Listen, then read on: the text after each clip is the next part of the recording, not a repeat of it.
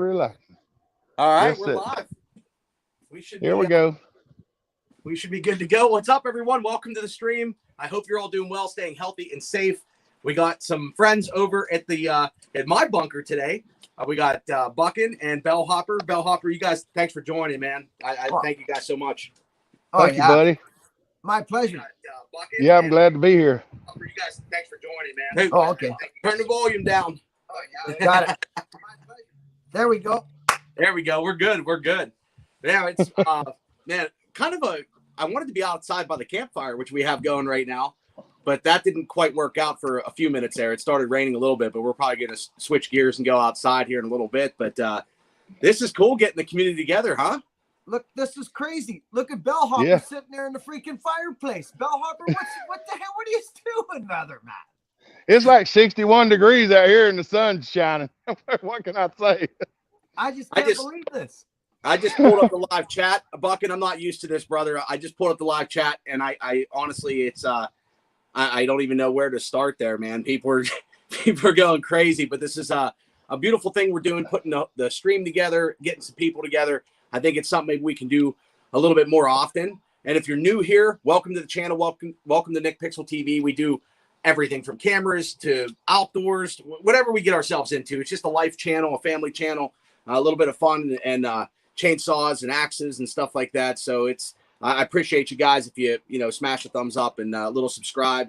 And it's just we got to talking last night, and this was a last minute thing, throwing it together. And yeah, I mean, how about it, Buckin? Bellhopper really goes live today, and we've been talking about doing this, Nick, for probably 6 months. Yeah, and then something of this nature. But welcome to everybody. I'm glad you're here. It's good to see us all. I tell you, without this Nick Pixel, I'm not going to get all mushy in that. You guys know me.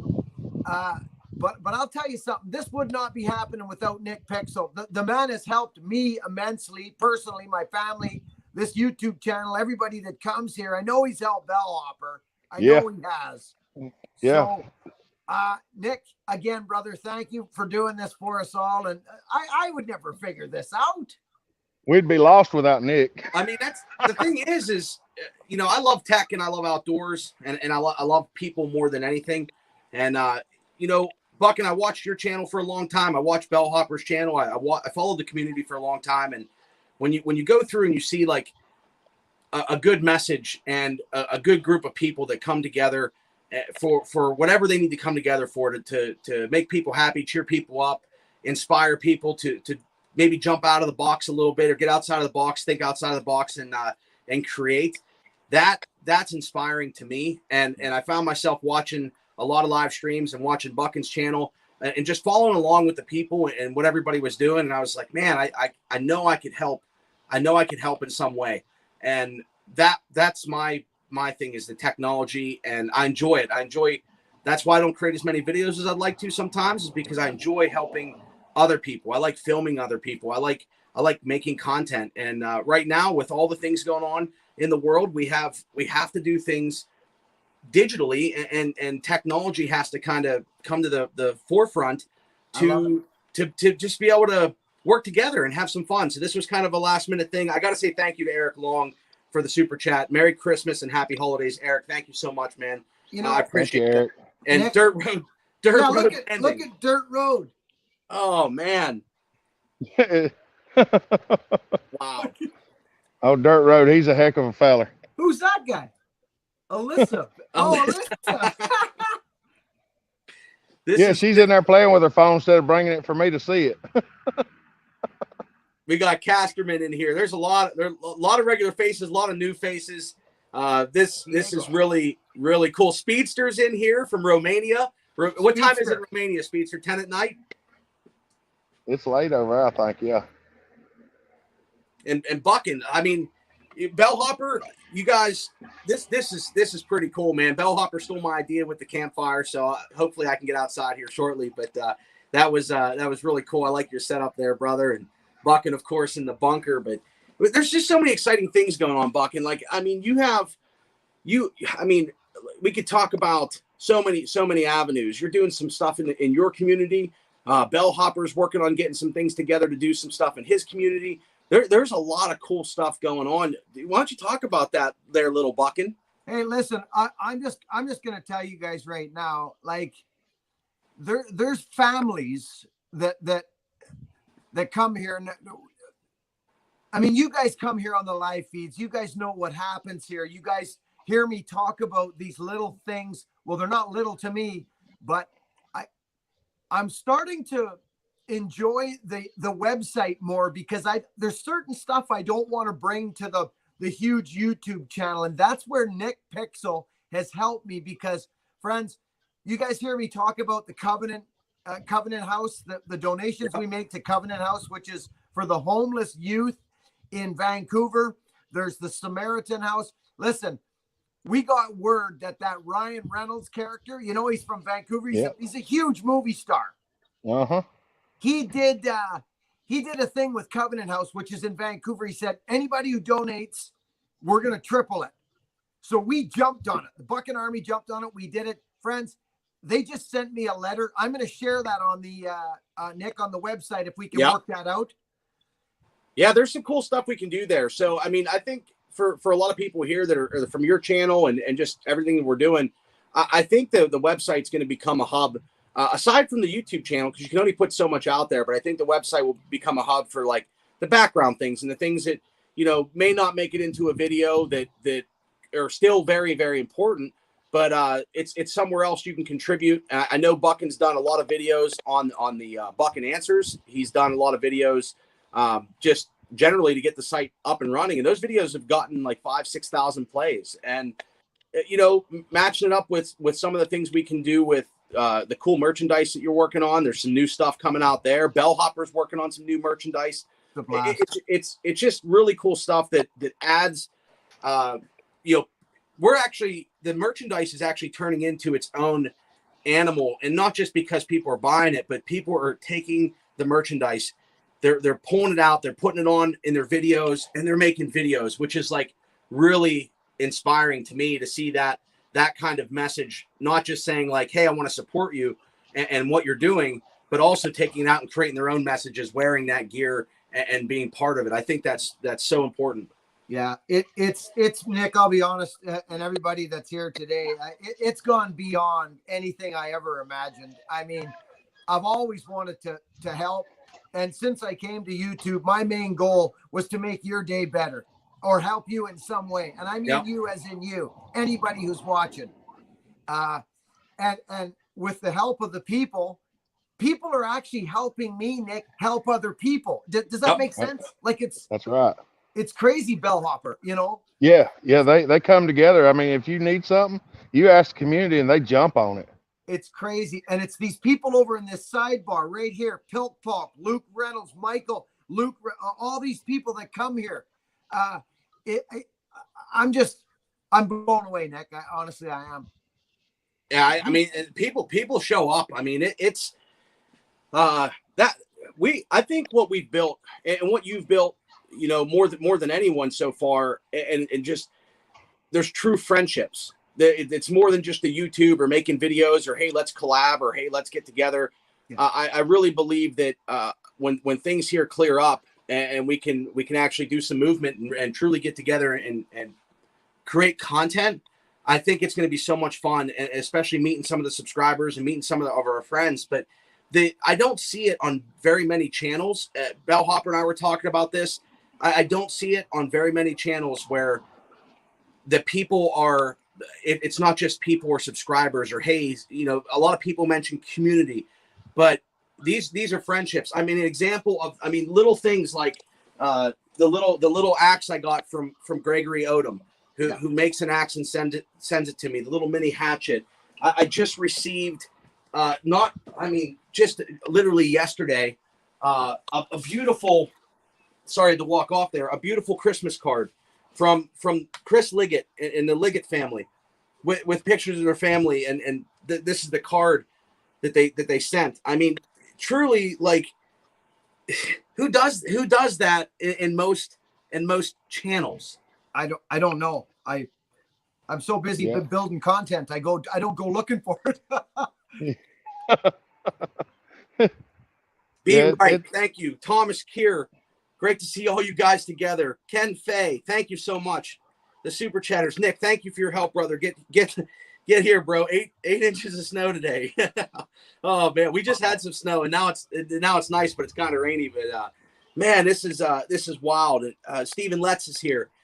That's the one thing we should touch on is like the Buckin experience and what we're doing there, because I know it gets clouded sometimes in the chat when it's going crazy. Buckin, why don't you let's talk about that a little bit, and especially even for Bellhopper, because Bellhopper has a lot of people too that are making saws, and he's working with people making saws. I think we should talk about that. I did see Tin Man was here too. I think Tin Man put a video out for us. Okay, this is huge, Nick, and you make it good. Nick, do you want me to spout off a little bit? Yeah, do that. Just I get so many emails about McCulloch power saws, but believe it or not, I'm not a mechanic. We got a crazy source of people here. Bellhopper, the Tin Man now, he's doing really well. But the thing with this hashtag Buckin experience, people want to reach out to me all the time and ask me questions, and it's not just about power saws, it's about all kinds of things. But just for instance, if you're new here and you don't have a YouTube channel and you want to reach out to me or Bellhopper or anybody, NickPixel created a link. It's hashtag Buckin experience. So you're in your shop or you're out in your yard, you're trying to get your saw working or something, and you go to YouTube, you look at a video, you make a comment on a video, or you email a guy asking for help. Well, listen, I'll tell you what the better thing to do is. Turn your phone on, make a video, explain what you're doing. It's very simple. I'm sure you're doing it already with your family and your friends. Just video what your question is, go to your YouTube app, upload it to your channel, hashtag Buckin experience in the title or the description. Now I see it. I go, now we're not only shooting, crap shooting in an email, we're talking to one another. We're looking at each other. The connection is massive.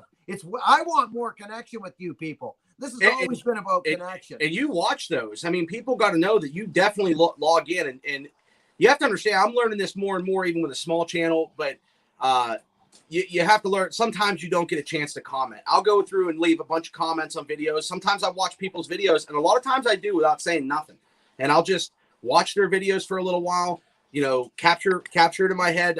And then the next day, if I get a little bit of time, I'll come back, leave a comment. It's good to spread the comments out too, because it shows engagement over the length of a video. So some of the smaller channels, I've noticed that right when they launch a video, sometimes the best thing you can do is spread your comments out. So sometimes I'll hit somebody when that video maybe is losing some engagement in the algorithm.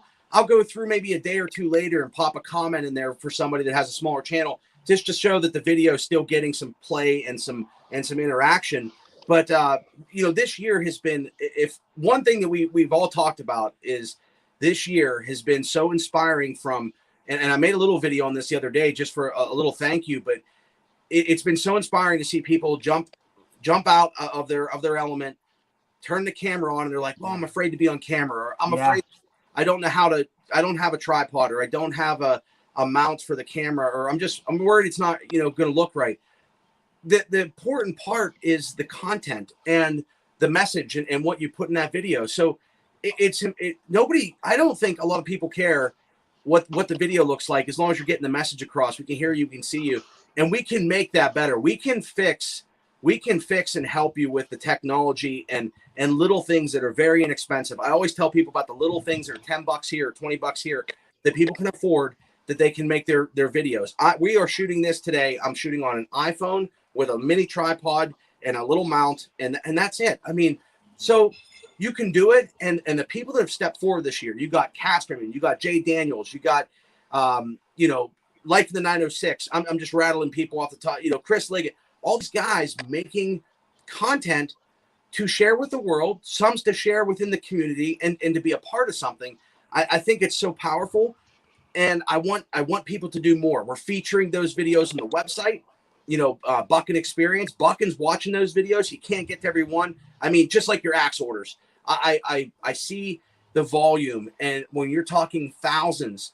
I just actually got an email from YouTube this morning that said, you've had 27,000 comments in your channel this year. and I've responded, you know, a lot of times I do the heart or the thumbs up, and then I come back in and try to respond in an evening or something. But, you know, 27,000 comments, and I've responded to like 2,000 of them or something, as far as like typing. It's hard to keep up. And the same with your axes and Bellhopper. You know, look at what Bellhopper did. He put the hammer down to content. People didn't get discouraged. They have 8 subscribers and 10 subscribers. John Hudson, if you're watching, if you're here, brother, you left a comment last night. I saw it. You're like, hey, I'm up to 8 subscribers. The important part is you keep rolling, because it gets easier as you get more people and more people see your content, and your content gets better. So use that window of opportunity. And I know I'm flapping off, but I'm passionate about this stuff. Use that opportunity from 0 to 100 subscribers. That's going to be your hardest. The second 100 maybe gets a little easier. Sometimes you stall. This time last year, I had 500 subscribers, and it's going to take some time. But if you are looking to do something with YouTube or get monetized or all these different things, that window of 0 to 1,000 subscribers is the most important part, where you can figure everything out and you can really get better at it. And then maybe it scales. Maybe it doesn't. Maybe you just want to share with your friends and family, or just share within this community. Tell me, I mean, and maybe a video pops. Bellhopper, you could talk about this, because ever since you got that phone and we talked about it, and you guys in the chat, if you notice, Bellhopper's been just pumping out content. Oh yeah. What happened to your video, Bellhopper? You had one that just exploded, right? It's like winning a lottery ticket. If you, I guess that's probably a bad example, but if you buy more tickets, you probably have a better chance to win. If you make more videos, you probably have a better chance of building something. Yeah, when we built that alcohol saw, that was just a late night thing. Me and Andrew was playing, and he wanted me to show him how to drill a carb for alcohol. So I did, and he said, "You want to see if it'll work?" I was like, "Well, I know it'll work." So we stuck it on that blue saw and fired it up. It run like it was ported just by putting alcohol in it. I told him, I said, "You know, alcohol give you almost twice the power of what you have." So we tore it down that night right after we converted it to alcohol, and we ported it and put it back together and went and made the first video of how long will a Hasselforma G372 XP last on methanol. And that video is 21,600 some views now. We've run over 1 gallon of alcohol through that thing, and Dad run it, and we put it on the Hopper Nation earlier today, where he run it and I run it, and we're just barreling the heck out of it to see how long it'll last, and eventually it'll die, and hopefully we get it on camera when it dies, and everybody will love that one too, I think. I got to thank a few people, Hopper. Be Right, I think. Thomas Kier, I think I mentioned. This Ken Fay, yeah, I mentioned him. Sid, thank you, Sid. Matthew Runge, thanks for all your help. Thank you, Matthew. I'm going to say something here in a second. Smack Evans, keep doing what you do. I got to thank you, people. Prayer request for another Army member, Colin, who asked for help a few days ago. He's working his way back to his truck with low blood sugar right now.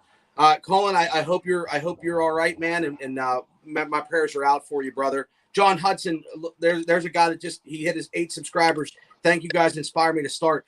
The thing is that it lends a little bit of context to what you guys are creating. When you put those videos out there that you might not be happy with, if we can see them and visualize them and see what you're doing and see what you're like, I've sent tripods to people and tried to help some people in the community that once I saw their video, I saw what they were dealing with. When you're setting something up and you're leaning some stuff up there just to get the thing, and then the camera flips over and falls over, it's painful to understand.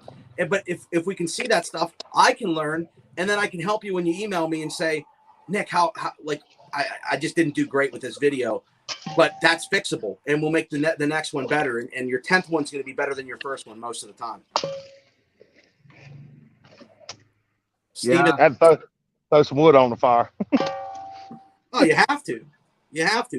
Mine's probably rolling out there. I got to see what it looks like. But man, this chat is wild. I'm not used to this, Buckin. Where usually I can scroll around and say hi, and then this is wild. Casterman's here.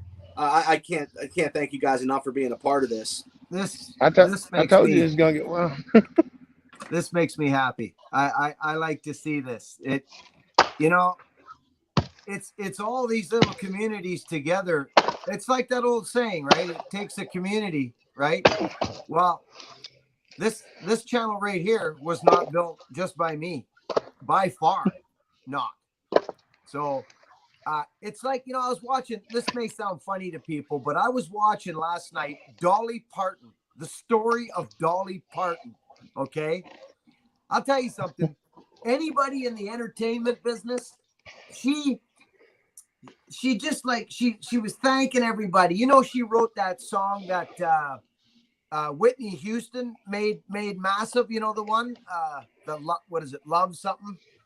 But anyways, she made the song famous, and then Whitney Houston took it, right? She wrote it. But my point is that Dolly said, I think she's like 75, 80 years old. She came in and she said, I want to thank all kinds of people, but most importantly, I want to thank my fans.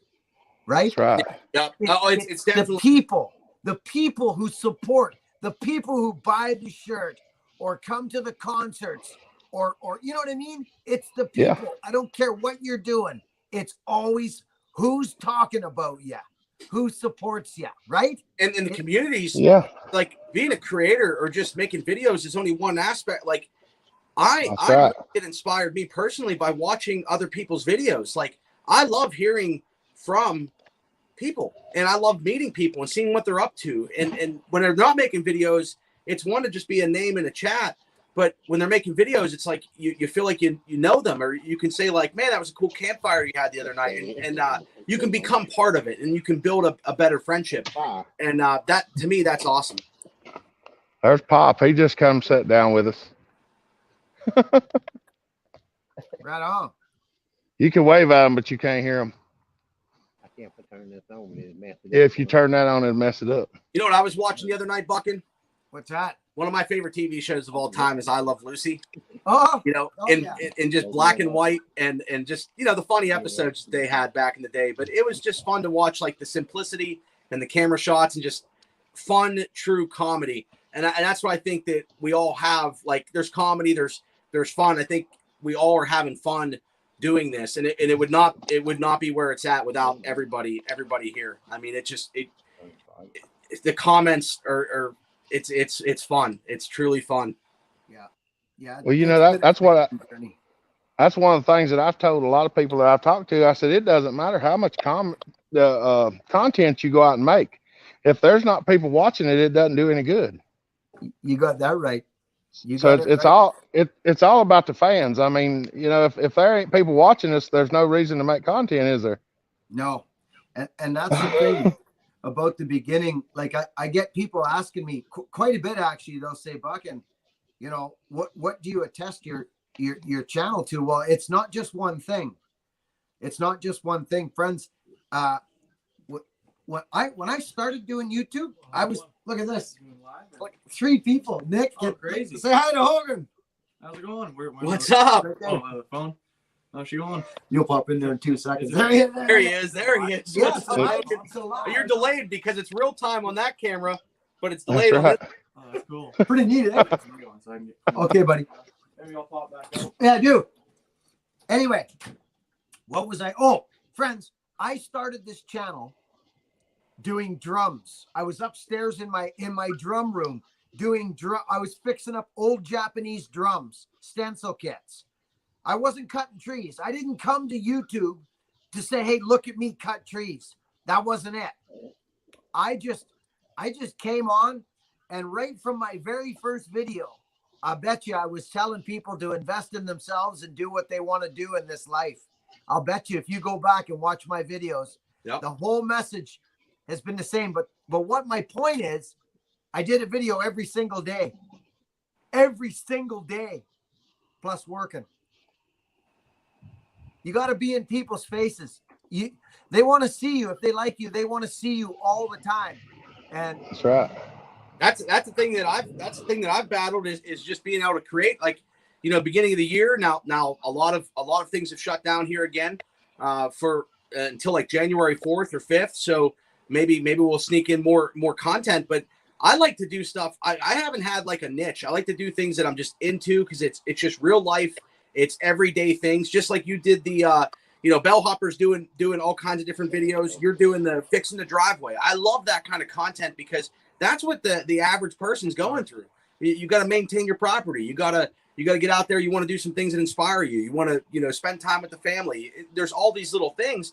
So, I mean, being able to sneak in some videos and do that is totally important, and do them even if you guys have mentioned about having the community. You got to build somewhere, so it doesn't just magically happen. But make videos even if people aren't watching. If you're the person out there with 5 subscribers or 1 subscriber or 0, still make 10 videos because you have 10 opportunities. And when somebody does land on your channel, they have a couple videos to go back to. I got videos that don't get any views and some inspiring ones that I thought would do okay. But I knew at the time, this past year when I first got rolling, I was like, it was important to me to inspire one person. Every time I shoot to help one person out, and hopefully there's some synergy there for others that are similar and in a similar path that it will help them too. But I shoot for like one person if I can help, and that's what I personally go for. And then I just want to put effort towards it, and try to do more. And now I think is a time more than ever. This whole stream was brought up just because of the things getting shut down, and people are spending more time, at home and not being able to be out and about and all this kind of stuff. And it's a great opportunity to maybe get into something new. A lot of people are getting into chainsaws. I mean, how many guys are out there buying max saws now, right, Buckin? And just trying something. Guys are hanging their own axe handles, trying to figure that out, and I mean, sharpening their own chainsaw, all these different things. And not only are they doing it, but some are videoing it. Some are like, let me show you what I do. And it's cool to see those different aspects. I love it. I get people, I get emails, people sending me pictures. And here's the thing again, okay? Here's the thing again about this. It can be hashtag NickPixel. It can be hashtag Bellhopper. It don't matter. Hashtag Buckin Experience. You're building an axe. You know how many people want to send me pictures of their axes that they're hafting because they watch the channel? Hundreds of people are doing it. Thousands actually. So the Buckin, the hashtag Buckin Experience, if you want to video your axe building or your axe question, you got a question, something's not working out, video what you're doing, put it on your channel, hashtag Buckin Experience. I'll see it. I will see it. I check in there. If you really think about it, a lot of things that we're doing too is people aren't learning skills like they did years ago. And we're trying to help people learn skills. It's a good point. I think that's going to make a comeback, though. I think a lot of the blue trades, tech is important, but at the same time, I think a lot of the blue collar jobs and those things, and for kids to learn it too. And that's why I try to keep my channel, and we all do, as family friendly as possible, because kids. I got my nephew here that he's 4 years old. He loves running the little power saw, and he actually used the little Milwaukee battery saw the one day, and he enjoys it. He's like, all right, another one. So like he wants to experience that kind of stuff and campfires, and we've lost. I truly feel we've lost a lot of that kind of stuff. Where just like watching I Love Lucy, just the old days where people cared a lot about one another. I feel like we have a little bit of a disconnect there, and little by little, if it's one person at a time, I feel like we're connecting people and on a different level.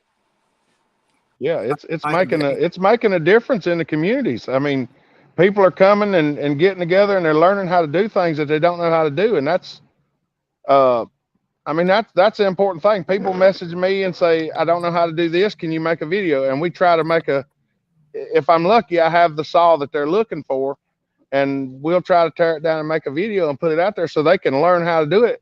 And then, they liable to show their neighbor or their kid or their cousin or uncle. And for long, 2 or 3 more people know how to do it. And if somebody else asks them, they know how to do it. And it's called a trade for a reason. You could trade it for any other thing that you need. That's good. And even on the tech part, if you're having problems, like that's where I feel like I can help. I mean, I like to help. I can teach people about some saws or welding or different things that I'm into. Yeah. Of all trades, master of none, but I enjoy a lot of stuff, and I've learned a lot of stuff in my life. But I don't want to be the how-to guy all the time where it's like, when I share something, it's just like, here's what I'm up to. Here's what I'm doing. And if I can some knowledge, here it goes. But the important part is a lot of people have problems with the tech and they have their phones. They got the best device. Buckin, I think, can speak on this way differently than a lot of people, that you don't need crazy equipment. You built that channel, Buckin, with a phone and your heart and and the effort going into it. Yeah, we did. I tried to do what became more important to me was more content. And because I have a job and a business and a family, what was happening is my system was taking me too long. And I was like, this is getting tough to get videos out all the time. So I just went to my phone, and I've been running this thing off my phone for quite some time now. And I mean, I'm not a major editor or anything. I don't think that's not my gig. I don't really care about the shabam and the bazam and the bazoom. I love when you leave the title text here in the video sometimes, if you don't edit the title text. That's my favorite, because one thing that I loved about what you were doing, Buckin, and just I love the natural, just whatever, and we all make mistakes. Who cares? The people don't care about that. If anything, it's funny, but it shows that the content and the speed, like you said, being able to be, it does slow you down. Tech, all this stuff will slow people down. They're worried about getting a phone and a computer and memory cards and lights and everything else. There's some basic stuff you need, and that's like comes down to a tripod or duct tape even. And I know Buckin's a big fan of duct tape, but you work with what you have and you create stuff. And I think that to start out and to say, like, I want to go and buy $10,000 or $1,000 or $500 or whatever, start out with the best phone camera that you can, and just start making videos that mean something to you, and that might relate to others. And I think you could be successful doing that just with a phone to get started. You may want to invest down the road and make your process, you spend more time on it. Maybe it allows you to have more time on it. Maybe the channel grows really big and you can afford to do the stuff.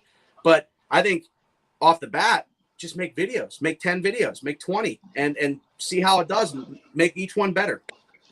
You know, the funny thing about that duct tape thing, Nick, is when I first started filming, I actually had a roll of duct tape and I would just wedge my phone down in it. And that's why all my videos were upright, because I was just sticking the base of the phone down in the duct tape and pushing it forward and just setting it on the table to film what I was doing with my hands.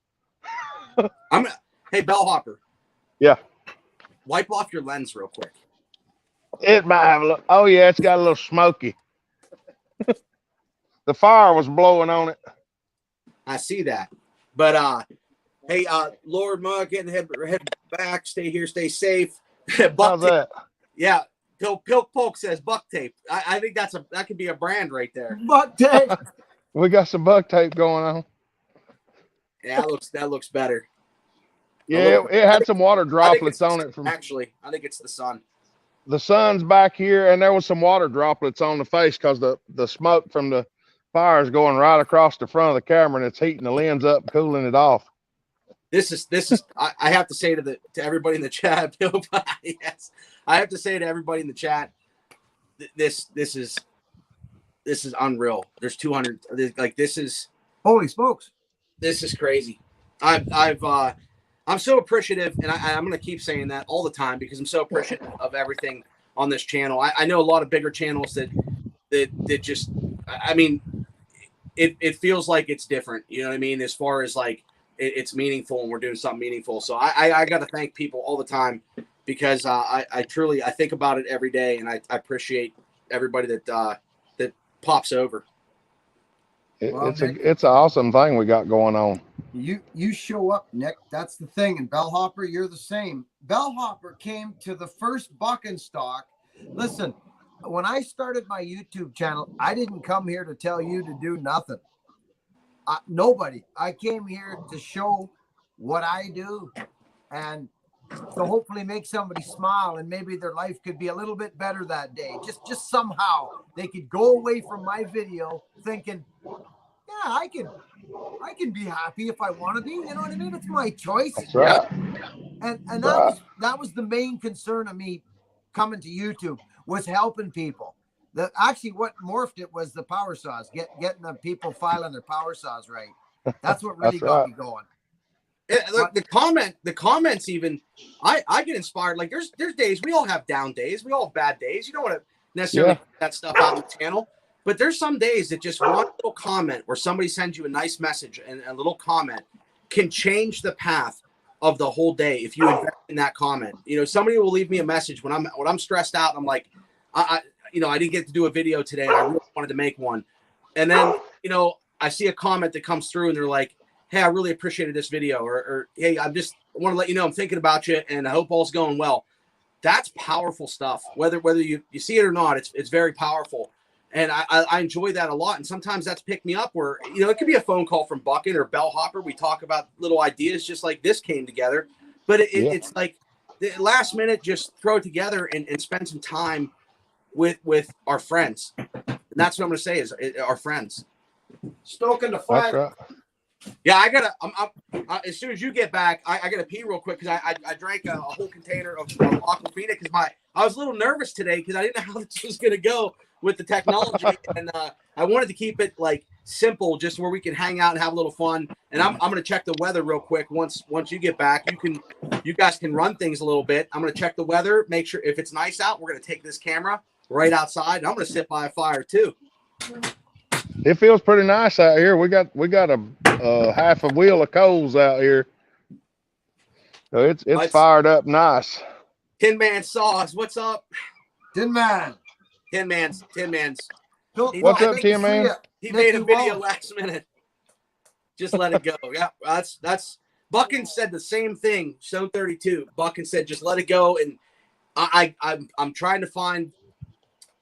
I'm comfortable on the camera. I'm just trying to find the comfortability where like you actually really. Sometimes when I get on camera, I'm like, we're not worried too much. I don't know what the word is, Buckin and Bell. Like I'm just not like I'm a fun. I try to have fun, and sometimes I don't feel like I think of the things afterwards. Like when I was doing that little fan video and changing the blower motor in my truck the other day, I thought of so many funny comments after I watched it in editing, and I was like, I should have said this. I should have thrown that in. It would have been hilarious, and that didn't happen. But well, that's always. We'll get done doing something sometimes, and I'll look at Andrew or somebody and say, we should have filmed that. yeah. But one of the best things about making content is when you first start making content, you're in front of the camera. After you get into it, you don't even think of it as a camera anymore. You think of it as the people are actually sitting there watching. No, they're sitting like you guys are sitting right here. Like I see you. Yeah. Guys. Like I'm sitting in this room by myself, and it's like my two best buddies right here hanging out. That's right. That's awesome. Crazy. It's like, when you look at the camera, you just imagine the faces of the people you're talking to, and it turns from you're talking to a camera. It's almost like you're walking around with a group of people watching you, which is cool. I never thought it would be like this. If you had told me a year and a half ago I'd have a YouTube channel with almost 5,000 subscribers, I'd have been like, whatever. I didn't even have a YouTube channel. I didn't even think I would have. I didn't even think I never expected. I never expected it really. I knew that once I got to 1,000, I was like, well, that was easier than the first 100 or 200 or even the first 50. And then it was like, well, I'm going to contribute some videos, see what happens. And I had a couple videos that did well. And every day I was getting some, and more, just everybody was pushing me to say like, well, you do this all the time and you're making videos for commercial work, I guess I would call it. And I have all this gear that I'm very fortunate to have some of this gear that like a lot of people would like to know about. So, my wife and Buck, all these guys were like, just make some videos when you have time. And I'm like, okay. And then I got invested in it, and I got invested in it from the people. I got invested in it from the comments. Yeah. Well, it makes you good whenever it makes you feel real good when you come on and you put a video and you start seeing that you post that video, and then 10 minutes later, there's like 100 views on the video and 10, 15 comments, and people just jump in there and start talking, and it's just an amazing thing. I think Christine just showed up. Is she here? Yeah. Christine? Is that Christine? Christine, say something. There's Healed Heart, Casterman, Echo Glenn. Oh, there's Echo Glenn. He come in, did. What's up, Echo? Look at all these people that come here all the freaking time. You guys are nuts. I love it. I love it. YouTube's it's a gift. It's a freaking gift. It is. It is. It truly is. This is definitely something. I'm just looking at the comments right now. And where's Christine at? Because I wanted to. Yep, I'm always around. But Christine, boom. I think we got her modded up there. But amazing, Christine. J Dubs Outdoors. I mean, there's a lot of familiar faces in here, and a lot of new ones. This is really cool, really cool. Steve Letts, he loves it. YouTube's amazing. It is a gift. It is a gift, and it can do a lot of stuff. And we were talking last night, and I even told Buck, and I said I feel like a lot of my subscribers and friends that we've built, I feel like I could be broke down in the middle of the country, and I wouldn't have to. I wouldn't be broke down. I'd be able to put a message out there, and somebody would drive, and that's how I feel for others too. Like that's what I want to be able to do. That's pretty cool. Yeah, I mean, it's almost when you do a roll count. There's people from. I mean, I had some comments the other week in Italian, and then 2 or 3 days ago there was comments in Russian. I mean, I have to actually go into Google and try to translate it into Russian because I don't know exactly what it says because I obviously can't read Russian, German, or Italian. But I can read a little Spanish, but not much. But what a trip! I mean, think about the people we've helped, friends, already. Like I'm just one of them guys. I just think that way because I say it all the time. I don't need nothing because I don't need anything. Yeah. That's right. Want is a much different thing, but it just blows me away. I saw that, what's his name? Nias, he's a huge YouTuber. Casey Neistat. Oh, nice. Yep. I saw him one time. There was this UPS driver, and his wife was in the hospital, and she was sick. Like, I mean, sick. And he's a UPS driver. He reached out to his community. I think they raised $127,000 in one day, in one night, and paid for her hospital bills. And it was nothing to no one. It was $1 for everybody. Yeah. When you have that many people, when you have that many people, I mean, they can carry a load that 2 or 3 people can't carry in a fast minute. That's powerful, man. To me, that's the world figured out in a nutshell, right there. That's it. Yeah. Figured out. Nobody's going hungry now. Exactly. Nobody's sick. Nobody's going hungry. Right here. I see. That's how I think. I just don't. If everybody would just help everybody else, like that. One of the messages that we've been trying to get across is do unto others as you would have them do unto you. Yeah. I mean, if you treat people the way you want to be treated, then nobody would be mean to anybody because I don't know anybody that likes being treated mean. No. I mean, the kindness thing is definitely something that I think resonates with a lot of people here.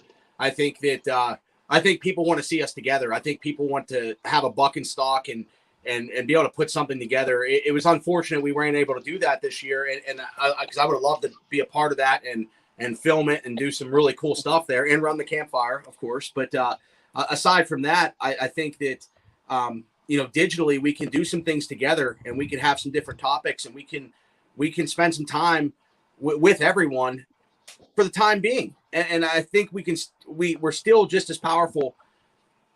I feel like we shrunk the world to where we're still just as powerful and be able to do some things together without actually being together just yet until these things work themselves out. Yeah, it makes a big difference. That's for sure. Having a platform to share all our information on and get our friends together makes a world of difference. Hey, I'm going to check the weather, boys, for 1 second and use the restroom. Buckin, handle, and Bellhopper. Can you handle things for a second? I think we might be able to manage. No.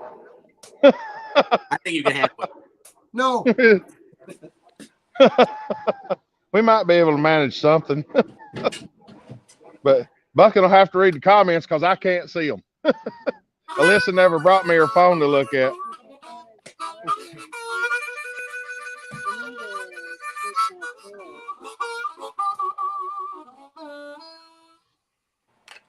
There. I could go get that. Yeah. Bellhopper, I'll never forget you at the first Buckin stock.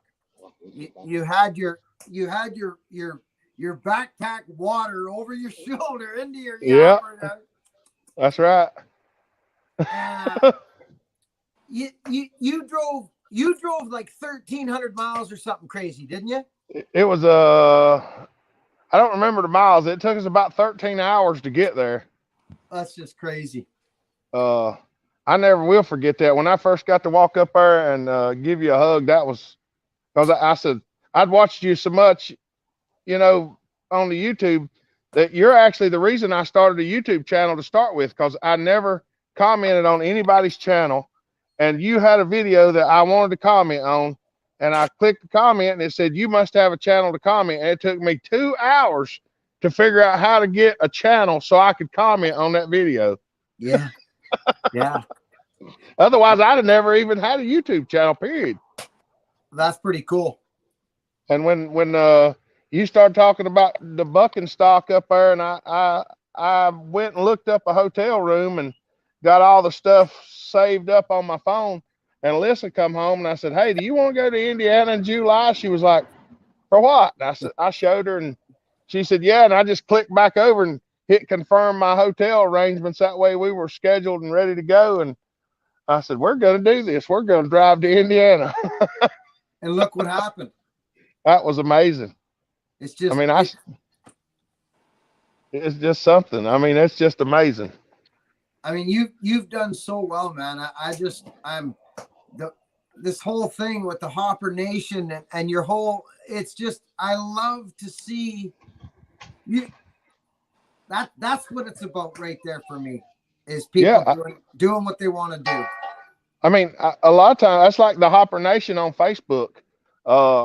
I didn't even really think nothing of it. And they started calling themselves the Hopper Nation. And I asked them on a live feed, I said, "Do y'all want me to start a Facebook group called the Hopper Nation?" And there was about 40 or 50 people said, "Yeah." So when I got off the live feed, I started it and sent like 10 or 15 requests, whatever it would let me invite people.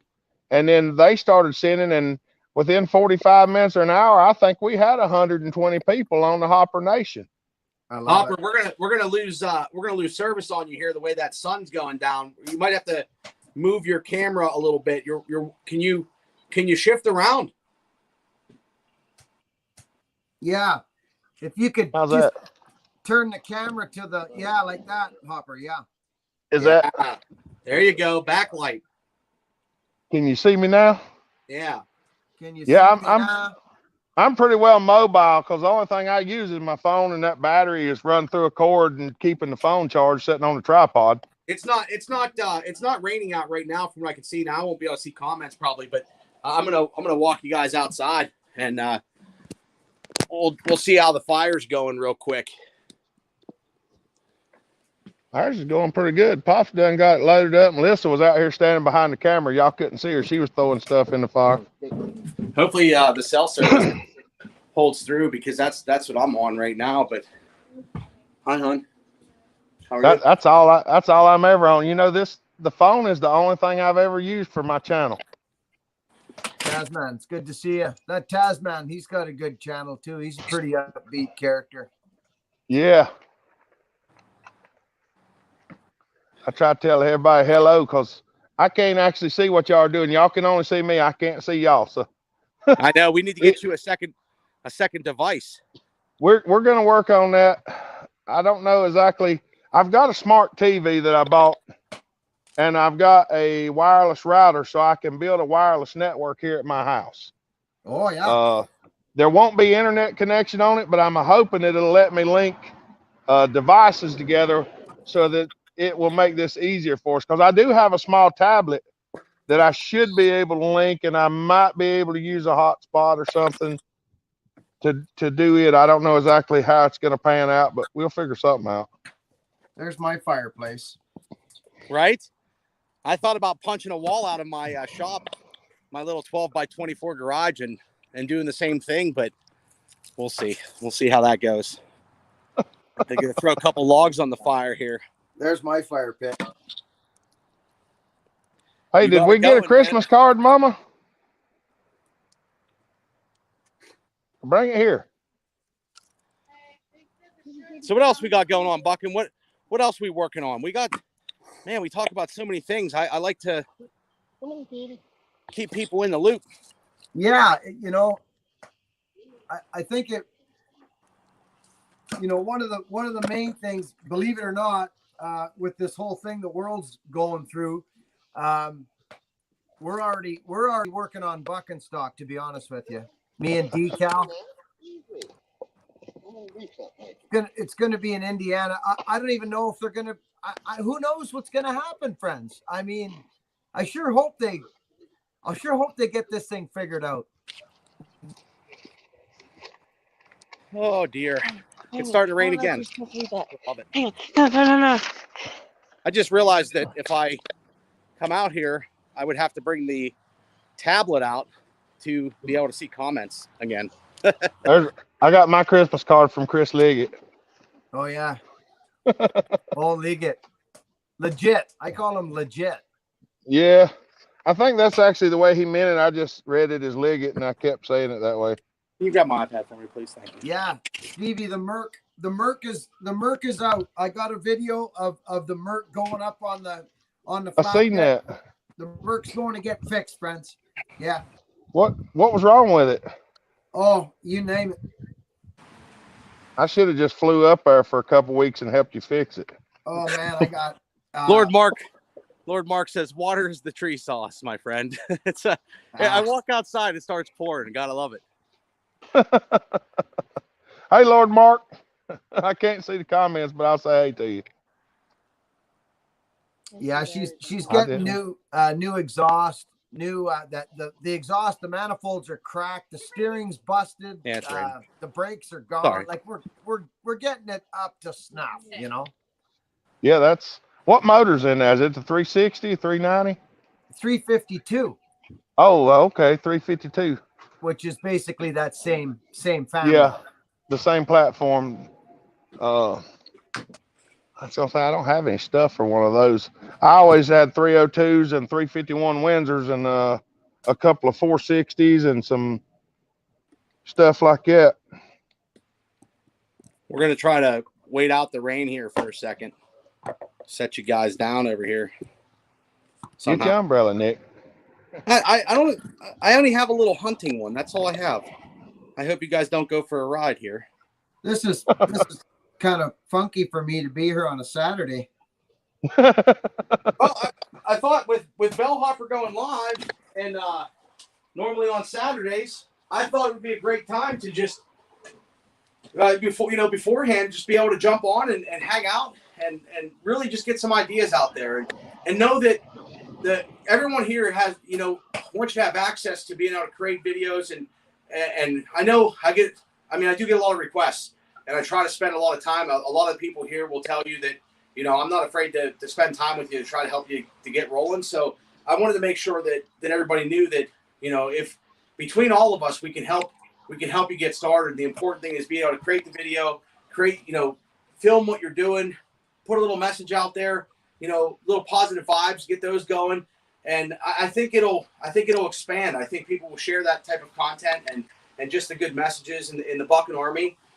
And I feel like we can do some cool stuff together and maybe start some trending videos on YouTube that we all have similar interests. And I know that a couple of the guys got together. They started doing campfires while Buckin's live on Sundays, just to enjoy a little bit of time and have Buckin stream playing and a campfire in the background. I think they're using the hashtag Spirit Fires or something, and they're just putting positive messages out there. To me, they're not going to get millions of plays most likely, but they're important videos, and it's That's right. one or two people need to see that can inspire them and give them a little bit of hope or the light the fire under them, I guess I'm trying to say.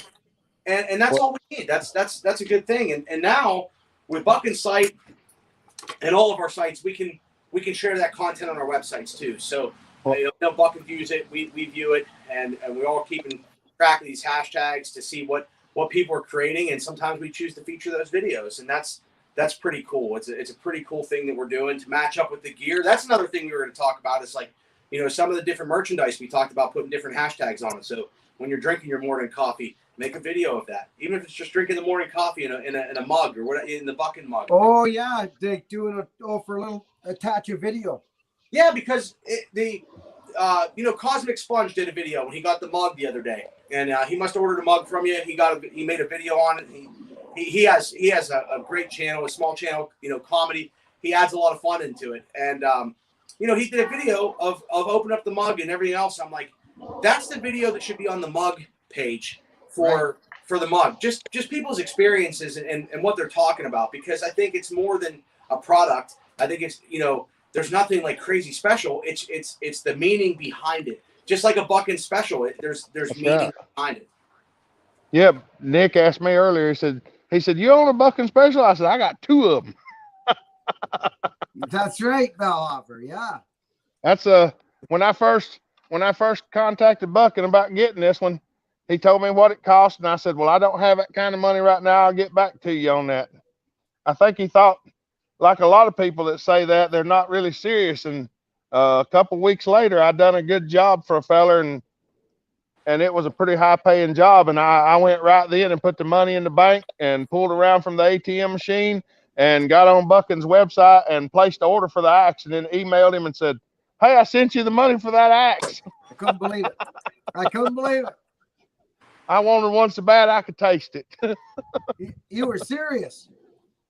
I was serious. When I say I want something, if I want it, I'm going to get it eventually. Yeah, that's the way it should be, Bellhopper. That's right. That's why I tell people the way I do the things that I do and the prices that I try to keep out there, I try to keep everything so that people can afford it. Yes. Because I've spent so many years not being able to buy things I want because I didn't have the money. And then somebody come around, and offer me something tore up for a lot less than a good one. And I'd get the tore up one and fix it. And that's how I learned how to fix a lot of stuff that I fixed. Yeah, you bet. I do it the opposite. I make it so expensive that nobody can afford it. Then I won't have to do them. I didn't think about that. The Manleys asked if you're going live tomorrow, Buckin. I said this isn't changing anybody's routine schedules. This was a throw in outside of the norm just to do a test, because I do have some ideas for bringing people together, and I have a way that I want to do it that I'm going to set up. This was just to see how the community responded and see if there was if this would be fun for people to be able to jump on and get together, because we could do something a little bit bigger and kind of create something neat for the time being until we schedule things in Buckin stock. That's something we're working on. Well, you know what?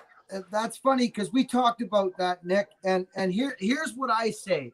Here's what I say to my subscribers and to anybody else who's watching. If you're new, I tend to try and throw up stuff that you guys are going to be interested in watching. My channel, my name is Buckin Billy Ray. So I'm going to be bucking on this channel. Bucking firewood, bucking trees, bucking this, bucking that. So, but I was thinking about it because now there's a lot of places like Nick, if I'm not mistaken, you're shut down, are you not? Yeah. So we're pretty much, a lot of stuff is lower capacity and shut down until January 4th, I believe, in Pennsylvania. So, some stuff that I wouldn't normally throw up, I'm just going to freaking throw it up. Like, man, fixing my driveway, stuff like that. Hey, Buckin, your buddy G Carter made it. Where's G Carter? G Carter's in here, man. He made it. No, he's not. Yes, he is, dude. We were just talking about you. G Carter, are you still here? I just saw a comment from G Carter. G, we were talking about you last Sunday on the live feed. Where were you, brother? Where's G? Very Are you cool. in here, G? Tin Man says he's on lockdown too. Yeah, we're supposed to be pretty much. No way. Yeah, I was trying to get a hold of G. Oh, there he is right there. Well, I'll be darned. G Carter, we got a special surprise for you today, brother. Oh man, this world freaking Hey, beautiful. Listen, here's the deal. Sometimes I get fired up. Few of yous may know me. A few of yous may have seen me go from time to time on a Sunday. I go a little crazy. Well, I'm getting that feeling in my heart again. I'm feeling crazy. I don't care. I don't know G Carter. I don't know him. I've never seen him in my entire life. But one thing I do know is that he comes to this channel. I have never, ever heard him or seen him or read anything negative that he's ever put on this channel. He's always been 100% love and positivity all the way from start to finish every time. And that is why, excuse me a minute. Oh dear. Oh dear. I got while Buckin goes. Buckin's delayed on my screen, so I don't know when he comes back. He'll interrupt me, but I got to thank if you super chatted. I got to thank. I think Smack Evan Smack. Thank you so much, man. If I missed it, I will catch it later. I'll look in my settings later and I'll check it out. And make sure you guys definitely. I mean, if you could smash thumbs up and subscribe, of course. If you'd like to, lightly tap it if you want. That's fine. But connect with me too if you're here or if I missed your comment today, because this is just this is unbelievable, going from 50 people to 250 people, 300 people, whatever. If you're here and you're new, connect with me. You can email me, connect@nickpixel.tv, or you can go to nickpixel.tv. There's a little form on there, but at least let me know your channel and where you're at and what you're starting, what you're videoing, and definitely I'll do my best. And know that after I get slammed with request, it takes a little bit, but as I get time, I'll do my best to help you get rolling. If you're willing to put the effort in, that's all I can say. Because there's a lot of people that ask me for help and then don't ever put any effort in. And you got to be willing to put in effort. I got to be able to see that effort so I can understand what you need and what I can help you with. And then, good point. That's a good point. That's the thing is, if you're worried about cameras before you're making videos, start making videos first so I can see what you're working with and know that it's going to work out for you. Because I don't want to tell you to go and get these things or waste anybody's time. I want it to be valuable each and every time. Yeah, because if you can make a good video with a bad camera, then you can really do something with a good camera. Exactly. Technology can be fixed. Exactly.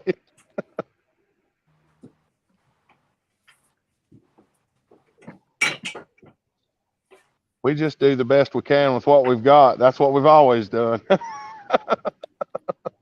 That's all it's about. That's all it's about. I mean, it's just, I used to think back in the day, like, man, I wish I had, a pole barn or something. Like, and I want those things at some point, but like, sometimes when you film, you want to have the best backdrop or the best this or the best that. And you see YouTubers that have millions of subscribers and dollars that they can do these things with.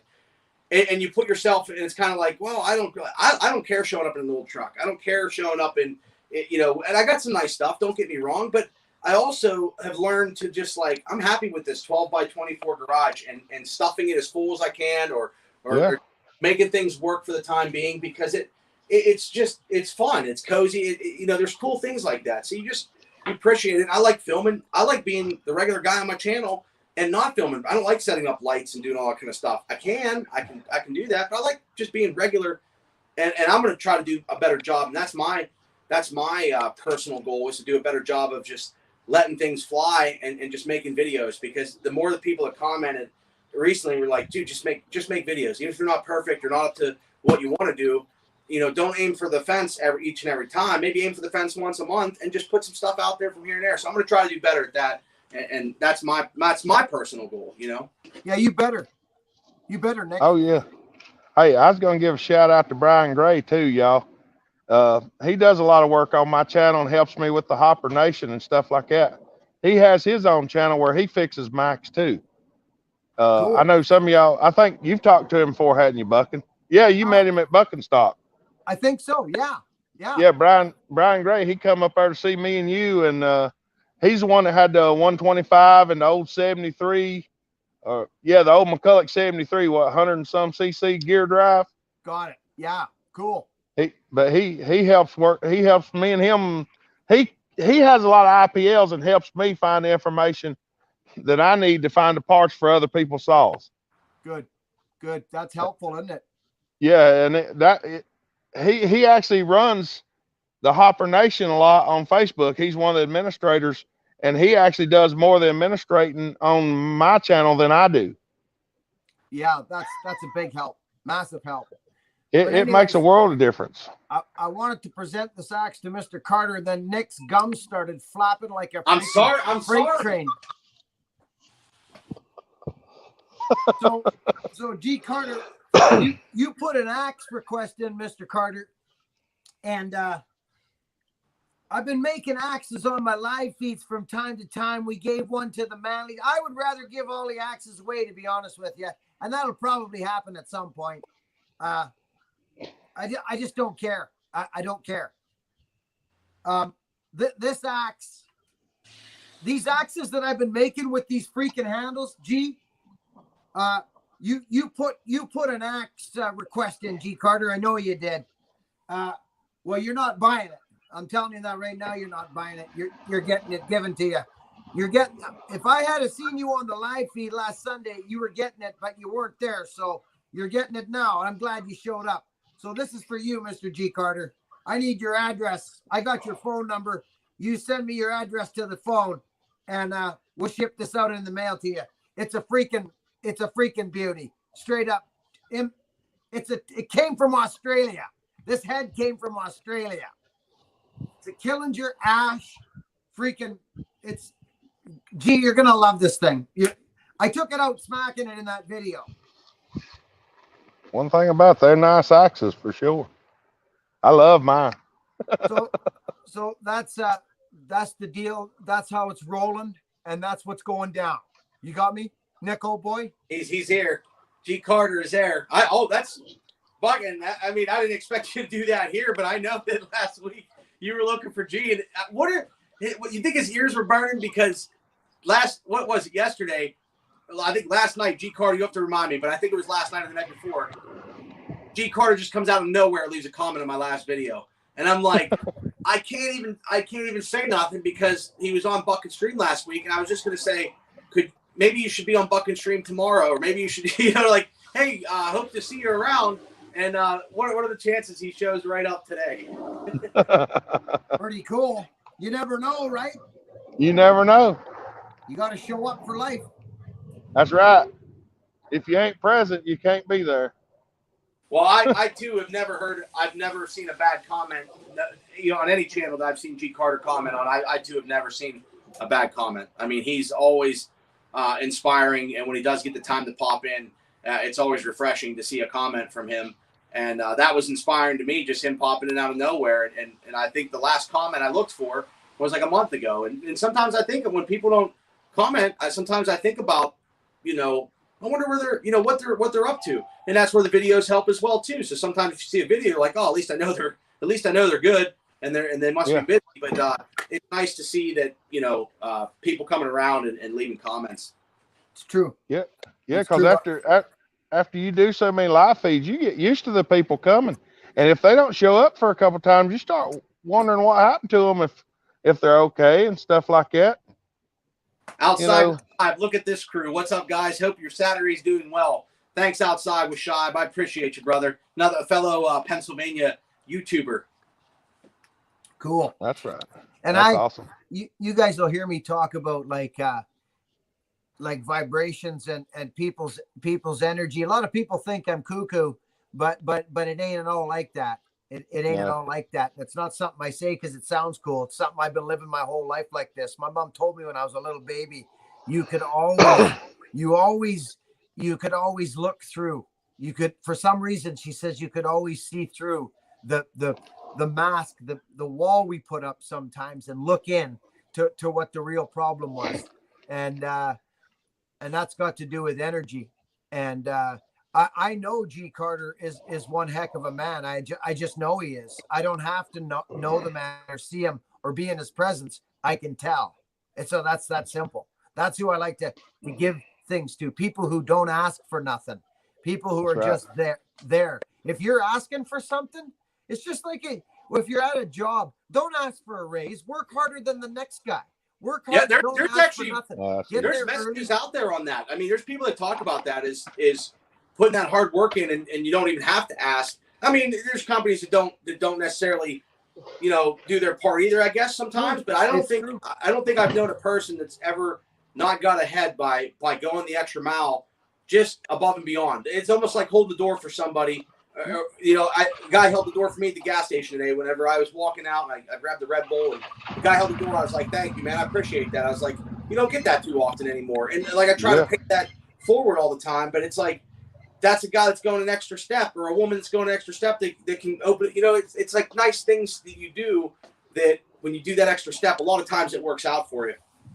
Yeah, you try to rush ahead of somebody and grab the door and open it for them. A lot of times, if you do that at the store now, you'll rush ahead of somebody and they'll look at you like, I can't believe he's trying to get in the store before me. And then you stop and open the door, and you can just tell by the expression on their face. They weren't expecting you to open the door and hold it for them. It's like Buckin had a good idea there, writing notes and just sticking it in there. We get like so many comments. It's all delayed for me, so he probably has it off the screen. But we got, oh man, do I run power saws? William King, yeah, I do. I definitely run power. I got power saws in the truck. The new 500i sitting right back here, which I got You're worth it with that. But and I got a couple of smaller. I got a top handle 355, an old Pullen, and MS 290 there, and then a couple other. I don't have a collection like Buckin or Bellhopper, I can tell you that, but I do enjoy cutting firewood, and I grew up around campfires and camping, so I like a little bit of outdoor. I'm kind of into like outdoor survival stuff, hiking, fishing, hunting, stuff like that. Which hunting season was today, and I was going to go out for the last day of hunting season in Pennsylvania, and I said, you know what, we got late season, we got muzzleloader, so we can do that, and this was important to jump on and do this stream and set this up just to test one, and this was just an off the wall test. We got some other ideas that we're gonna kick out, and but yeah, definitely. I mean, I love, and I got climbing gear. So Buckin's got me into this. I have this urge in my chest to go climb. So that's something that I got all the gear sitting right here, and the weather hasn't really cooperated. And I want to dedicate a whole day to just where I'm not thinking about a million projects, and so I don't like do something stupid and fall out of the tree. But I have this urge to climb a tree and do some cutting. That's something I haven't done aside from like, standing off the, getting up on a ladder and doing it and stuff like that. But I want to learn that. So I've been watching content. Buckin's been giving me some advice. He made a video for me to get some advice on that. I think I got the right setup, and we're gonna give that a go here one of these days. I really wish I could still climb, but my knees and my hips won't let me climb anymore. Pixel Tree Service and IT. Casterman says. Little Smithy. That's Decal's boring. Little Smithy. Oh, really? What's up, Little Smithy? Little Smithy on there? Yeah. Hey, buddy. So says they're still waiting for the tree climbing. Yeah, that's something I gotta. Like I said, it's like I said in my last video, I wasn't trying to make excuses. That's not what it's about. I truly want to be here, or else I wouldn't be putting effort into this stuff. But I want to be here. It's just Pennsylvania has been just a roller coaster, and you still got to survive. So it's kind of like going to work and do that. You still got to be able to survive, and then as you build something, and this is important to me. So in time, it's I just don't want to rush it and go out there and just make a video to make a video. I don't even do that on the new gear as often as I should of hey, this is brand new. I mean, I could have did a video on the 500i a couple weeks ago, but I want to be able to run that thing, and I got a way that I want to do that. It's going out to our little friend Buckin over there. There's some cool stuff that I just have a way that I like to put things together and not rush it just to be like fake and say like, oh, hey, this is what you need. But like that's not me. Even with the camera and the tech gear, I like to take the what I learned and then go out there and make content with it, or educate, or just have fun versus just make videos to get views. I guess you got to balance that, though. I mean, that's something we got to balance all the time. Yeah, it's a balance for sure. Well, a lot of people don't realize that I actually work on other stuff other than just porting chainsaws. Yeah. And during the summer, it's really busy. I mean, it's awful because I have another fella that comes and he helps and stuff, and I have to look up stuff and order parts for that, and help him diagnose problems and stuff like that. And I help Dad work on some stuff too. And it seems like, some days that could be 28 hours in a day and it wouldn't be enough time. Yeah, that's right. That's the truth. Yeah. And trying to make a video every day on top of that, it can be challenging sometimes. I have walk-in customers.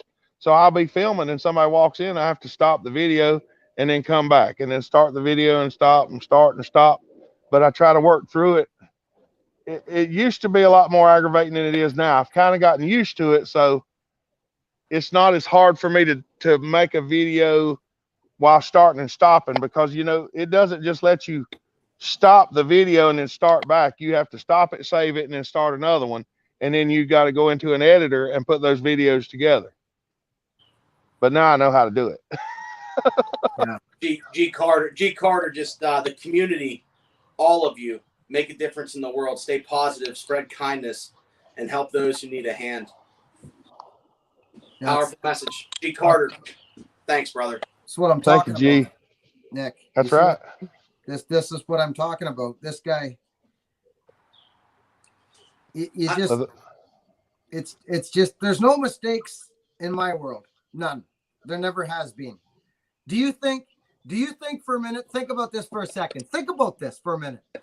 Do you think me getting hit by that tree, almost dying, and going through and still going through physically still, I don't talk about it, but I go through it.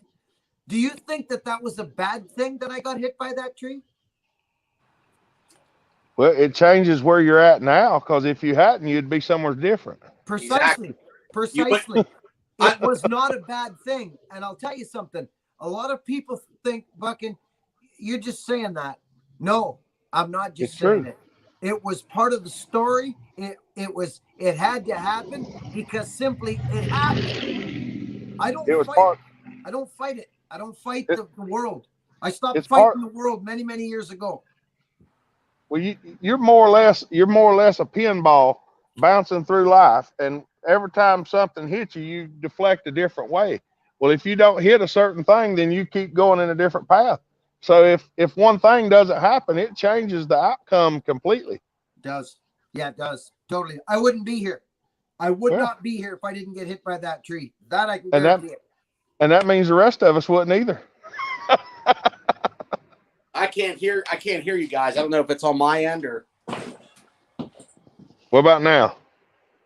Well, I hear that. I think it could be internet. I'm not sure. I can hear you real good, Nick. You hear me you're good? Coming in. Yeah, you're coming in clear. All right. Well, you guys are stuttering a little bit. We'll just see if it figures itself out. But at least if you guys can hear me, all right. The stream can hear. Okay. Well, I'll make it work. But you brought up a good point, Buckin. And I think the most important part. I've had this conversation actually with a lot of people, and I find myself, even in myself, I kind of told a story. My parents split up whenever I was like 7 years old, and that was at the time I was able to understand, why and hows and all that kind of stuff. But the thing was, I understood that wasn't going to be a thing, and I always kind of felt like I needed to do my thing. So when I look at like hindsight on that now, it's kind of like, would I be where I'm at and doing the things I'm doing without that? Because that kind of made me do like lawn care and things to earn some money, to have some money that, in the midst of, not that I wasn't taken care of.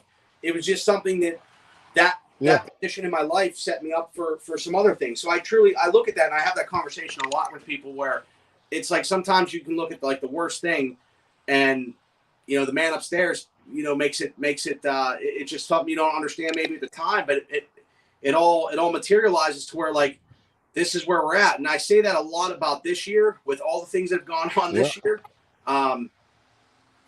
Would we all be together doing these things? I got heavy into this in November, and then really beginning of the year, I was able to make some videos because we were down and out, and things were closed down in like March and stuff. And I was like, I'm going to make videos and keep this going while, it motivates me and it takes some of these things off my mind. And, for this year, I don't know if all this stuff wouldn't happen, if we'd all be together in this chat room and in this video and stuff like that. Well, it's definitely directed it for sure. Absolutely. Yeah. That's why, my wife will say to me, something will happen around here or something crazy. And I'll just go, oh, well, yeah. We'll see where it goes. Yeah. I mean, what are you going to do about it? It's happened. So that's what I tell people about worrying about stuff. If you can change it, then there's no reason to worry about it. If you can't change it, then there's no reason to worry about it. That's right. So the only thing worrying changes is your blood pressure. Right. I think people though, I hate to say it, but I think some people like drama because we're human beings. And I think if you didn't get the love that maybe a young human being, a child, an infant, or a young man or a young woman growing up, if you didn't get that love, you sometimes seek attention, whether it's in a positive way or a negative way. You see it a lot, and that's why my heart goes out to these. Bellhopper, you remember that young fella we were at the Buckin stock? Remember the young kid? Yeah. We gave him an axe at the second one. He came and he was just, man, my heart just went out for that kid so much, man. Yeah. What was his name? It's Gene Cook's. Yeah. Look, grandson. Yeah. Traylon. Is it Traylon? Oh. I can't remember exactly. It'll come to me. It'll come to me. But Jalen. Something like that. But he was an incredible little guy. I think it was Jalen. It could have been. It could have been. But his parents were both drug addicts. Both of them. Was that his fault? No. Nope. So, I don't know, man. I saw myself in that kid, and that he was a neat little guy. Jalen. Yeah. Jalen. I'm pretty sure I think Jalen was his name. Yeah, I think you're right. And I gotta thank everybody in the chat. I think we just hit 3,000 subscribers. I don't know because YouTube stuck at 2,999. But I wanted to, we usually plan things like when you hit a milestone like that, and to me that's a milestone for me, and I appreciate that. Hey, yeah, I was gonna say. Well, is anybody here that hasn't subscribed to any of these channels like this Nick Pixel character and that Bellhopper guy sitting there? These guys are good dudes. Yeah. You should follow these characters. We try to put out good content. I tell you, I got that same email that you got this morning too, Nick, and it said in this year so far we've gained 2,763 subscribers and had 1.8 million minutes or something of view time. Yeah. I mean, they must have sent that out to a lot of creators today. I didn't expect that because it was a random email. But to me, that's like it's really wild. You know what I mean? As far as we're just at the beginning and stuff we're doing. But Buckin made a really good comment the other day, Bellhopper, that I thought was like important because the milestone of 2,000, 3,000, 5,000, it's just a number. I'd rather have the 500 real friendships than that's right. 1,000, people that don't show up. Buckin has a lot of people that show up. And that's kind of what I look for is to, where we're not wasting time. We're actually accomplishing some things together and being there for each other. And I appreciate a thumbs up or the littlest things, you know what I mean? And that's why I even did like the snail mail list, because I think a handwritten card is nice sometimes versus the technology. It is. Well, I try to go look at every comment, and I can't read every one of them 100% because some of them will be like a foot long, but I try to read through all the comments and give them a thumbs up and a heart and respond to.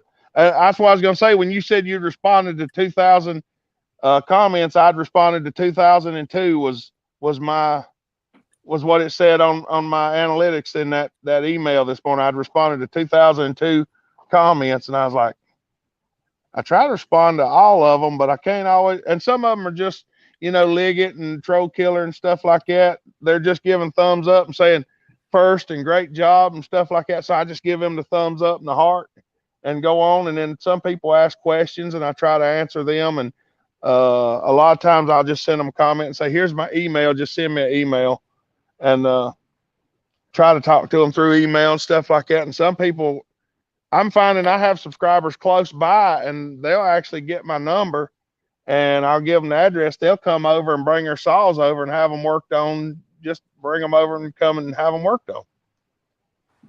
And G Carter just threw up another super chat. This is for the recipient program. Love what you stand for, and I'm grateful for this community. Thank you, G Carter. We're grateful for you, brother. I mean, we truly are grateful for everybody that contributes in some way. And I'm sure that recipient program, maybe it'll have to be something on either what Buckin's doing or maybe to help somebody out with some camera gear or something that we got to do here that they can take care of more people. And I did see that Life in the 906, Mike, he commented, he's like, Nick was my first subscriber. I'll never forget that. Like, I love when somebody just gets rolling and I see, like, I think they're going to have potential, or I'll see a comment somewhere and I'll see them in a live feed, or Buckin, they're in your live feed. They're like, I think I'm going to make my first video today.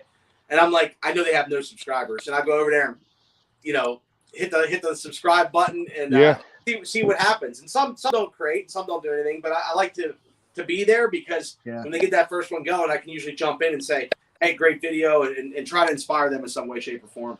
Yeah. Yeah, because a lot of times if we get into other people's comment sections, people will come in there to talk to us and it'll drive their comments and it just makes them more popular.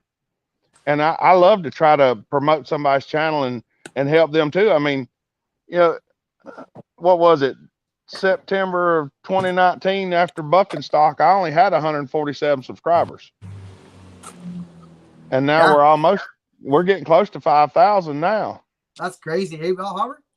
Yeah, I mean, that right after the Buckin stock 2019 on my birthday, I think we gained 200 subscribers on my birthday. And I was like, I said, we're going to hit like 500 or 600 today. And we wound up hitting like 700 and something. I mean, I was like just blown out of the water. We were still under 1,000 subs.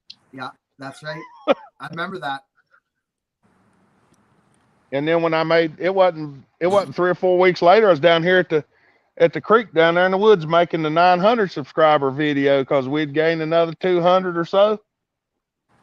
And it was just growing like crazy. And I was like, I mean, I couldn't believe it. I never thought that many people would want to just come watch me work on chainsaws. How do you have so much daylight down there, Hopper? How do you have so much daylight? They won't turn the darn sun off. I mean, I don't know. We're both on the East Coast. It must be the clouds that I have, but you have so much more sunlight than me. Hey, do y'all want to see what the evening skyline looks like today? Heck yeah. Let me see if you can see it. I'll try to turn the camera around here. I've been playing around trying to put axes together. Look at that. That's what my skyline looks like. This is what I see every evening when I come out to look at the dogs and stuff like that. That's the sun setting in the west down above Dad's house. Oh, yeah. It's just a beautiful sky. I mean, and over here, a lot of times over here in the evening will be where the pink comes in, and it'll just sometimes it just looks like the flag. It'll be stripes of pink and stripes of blue and white. And it's just a beautiful skyline out here. So I got a question for both of you guys. You know, Buckin, you could start too, but what is like, what's the moment you realized your channel was like, what's the moment where it hit you guys and you were just like, I can do this, or I want to do this. And, you know, where you take time away from, you know, family and friends and everything, where you're like, I really want to invest my effort into this channel, even when nobody believes it. Like, when was that moment for you guys of like just doing something different? Well, Hopper, You want me to go first? I do. Well, like I said earlier, whenever me and Buckin was the axe, Buckin stock and the axe is what started me and Buckin talking. And when I went to the first Buckin stock, I got to talk to him for just a minute. I knew I couldn't hog him up all day because there was a bunch of people there to see him. So we stayed there about all day Saturday and on up into the night. And I'd got me a chair and sit down by the campfire, and I was over there talking to Landfill Rat, and I think Christine was over there. And all of a sudden, this fella just comes flying up in the middle of us, just slams a chair down next to me, and I looked and it's Buckin. I was like, well, look at here. I must have got something, because I was important enough for him to come and find me. And we started talking about building a saw, and I said, yeah, if you want to send me a saw, I'll build you one and send it back to you. Yeah. So we got that started up, and it took us a little time to get coordinated, but we got it done. And we talked a good bit every other day or so, and then after the Buckin stock experience, the first one, he called me and he said, all right, we're going to have another Buckin stock, and I want you to come up there and be part of it. After, you know, since it got the channel kind of going, he'd called me and said, make a video so I can get people to you. And I done that. And then he called me back and he said, delete that video and make it nothing, because that wasn't no good. So I done that. And He's trying to help. yeah, he's helping me. He's just telling me not to turn the phone up this way, to lay it down sideways, because it makes a better video. And then I got to doing some stuff here and there, and he says, Buckin calls me and said, do you want to get in on this ride and go with us? If you do, let me know, and we'll get things going. And I said, this is going to be the opportunity that changes things. And I said, all right. And I talked to Alyssa. I said, look, I said, Buckin asked me to jump in on the ride and go with him. I said, she said, well, what'd you say? I said, well, I was going to ask you first, because if I say yes, I've got to make a commitment to this YouTube thing and keep going with it. I can't just, you know, drop out of it, because people will be looking for me. And she said, if you think that'll make you happy, you go ahead and do it. I said, well, I was going to ask you beforehand, because I don't want to have arguments later on, because I've got a camera stuck here, a camera stuck there, or whatever. She said, if that makes you happy, you go and do it. And I called Buckin back and I said, I'm in, let's go. So we started rolling with it. And then when we decided to get married, she says, I asked the people, I said, y'all want me to record the wedding or live stream it? And she says, you ain't bringing no camera to our wedding. I was like, you got two choices, either live stream or film and playback. Which one do you want? And everybody said live stream, so we live streamed the wedding. And when you live stream your wedding, you pretty much know you're committed. You're committed to your audience, and you got to keep things going. Yeah. Well, but it's true. So what was one that thing, moment for you, Buckin? well, one more thing I was gonna say. Y'all know, whenever my channel got took down, when that happened, I mean, I honestly felt like somebody close to me had died, and I was just flatlined by it. And I was like, you know, trying to figure out how to fill out the paperwork to get it back. And luckily we did, because I mean, that scared me. I thought we was going to be off YouTube. That's I remember that day. That was awful. I remember that. That was awful. I mean, that was one of the worst feelings. Because you get used to coming and seeing everybody, and then all of a sudden they say, "Oh, you can't do that no more." It's like, wait a minute now. I remember that. That was hard on you, Bellhopper. I remember that.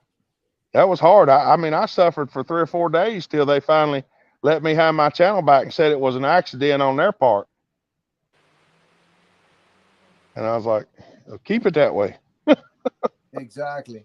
Because you know, I try real hard to make sure we don't cross any guidelines that we're not supposed to.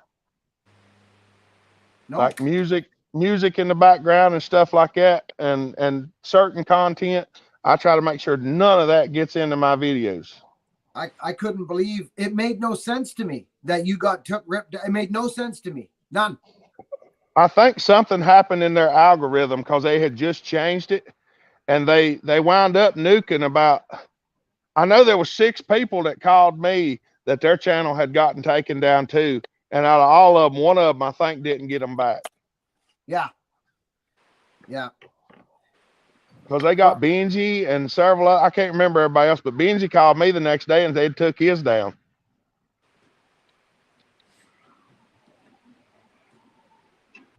Yeah.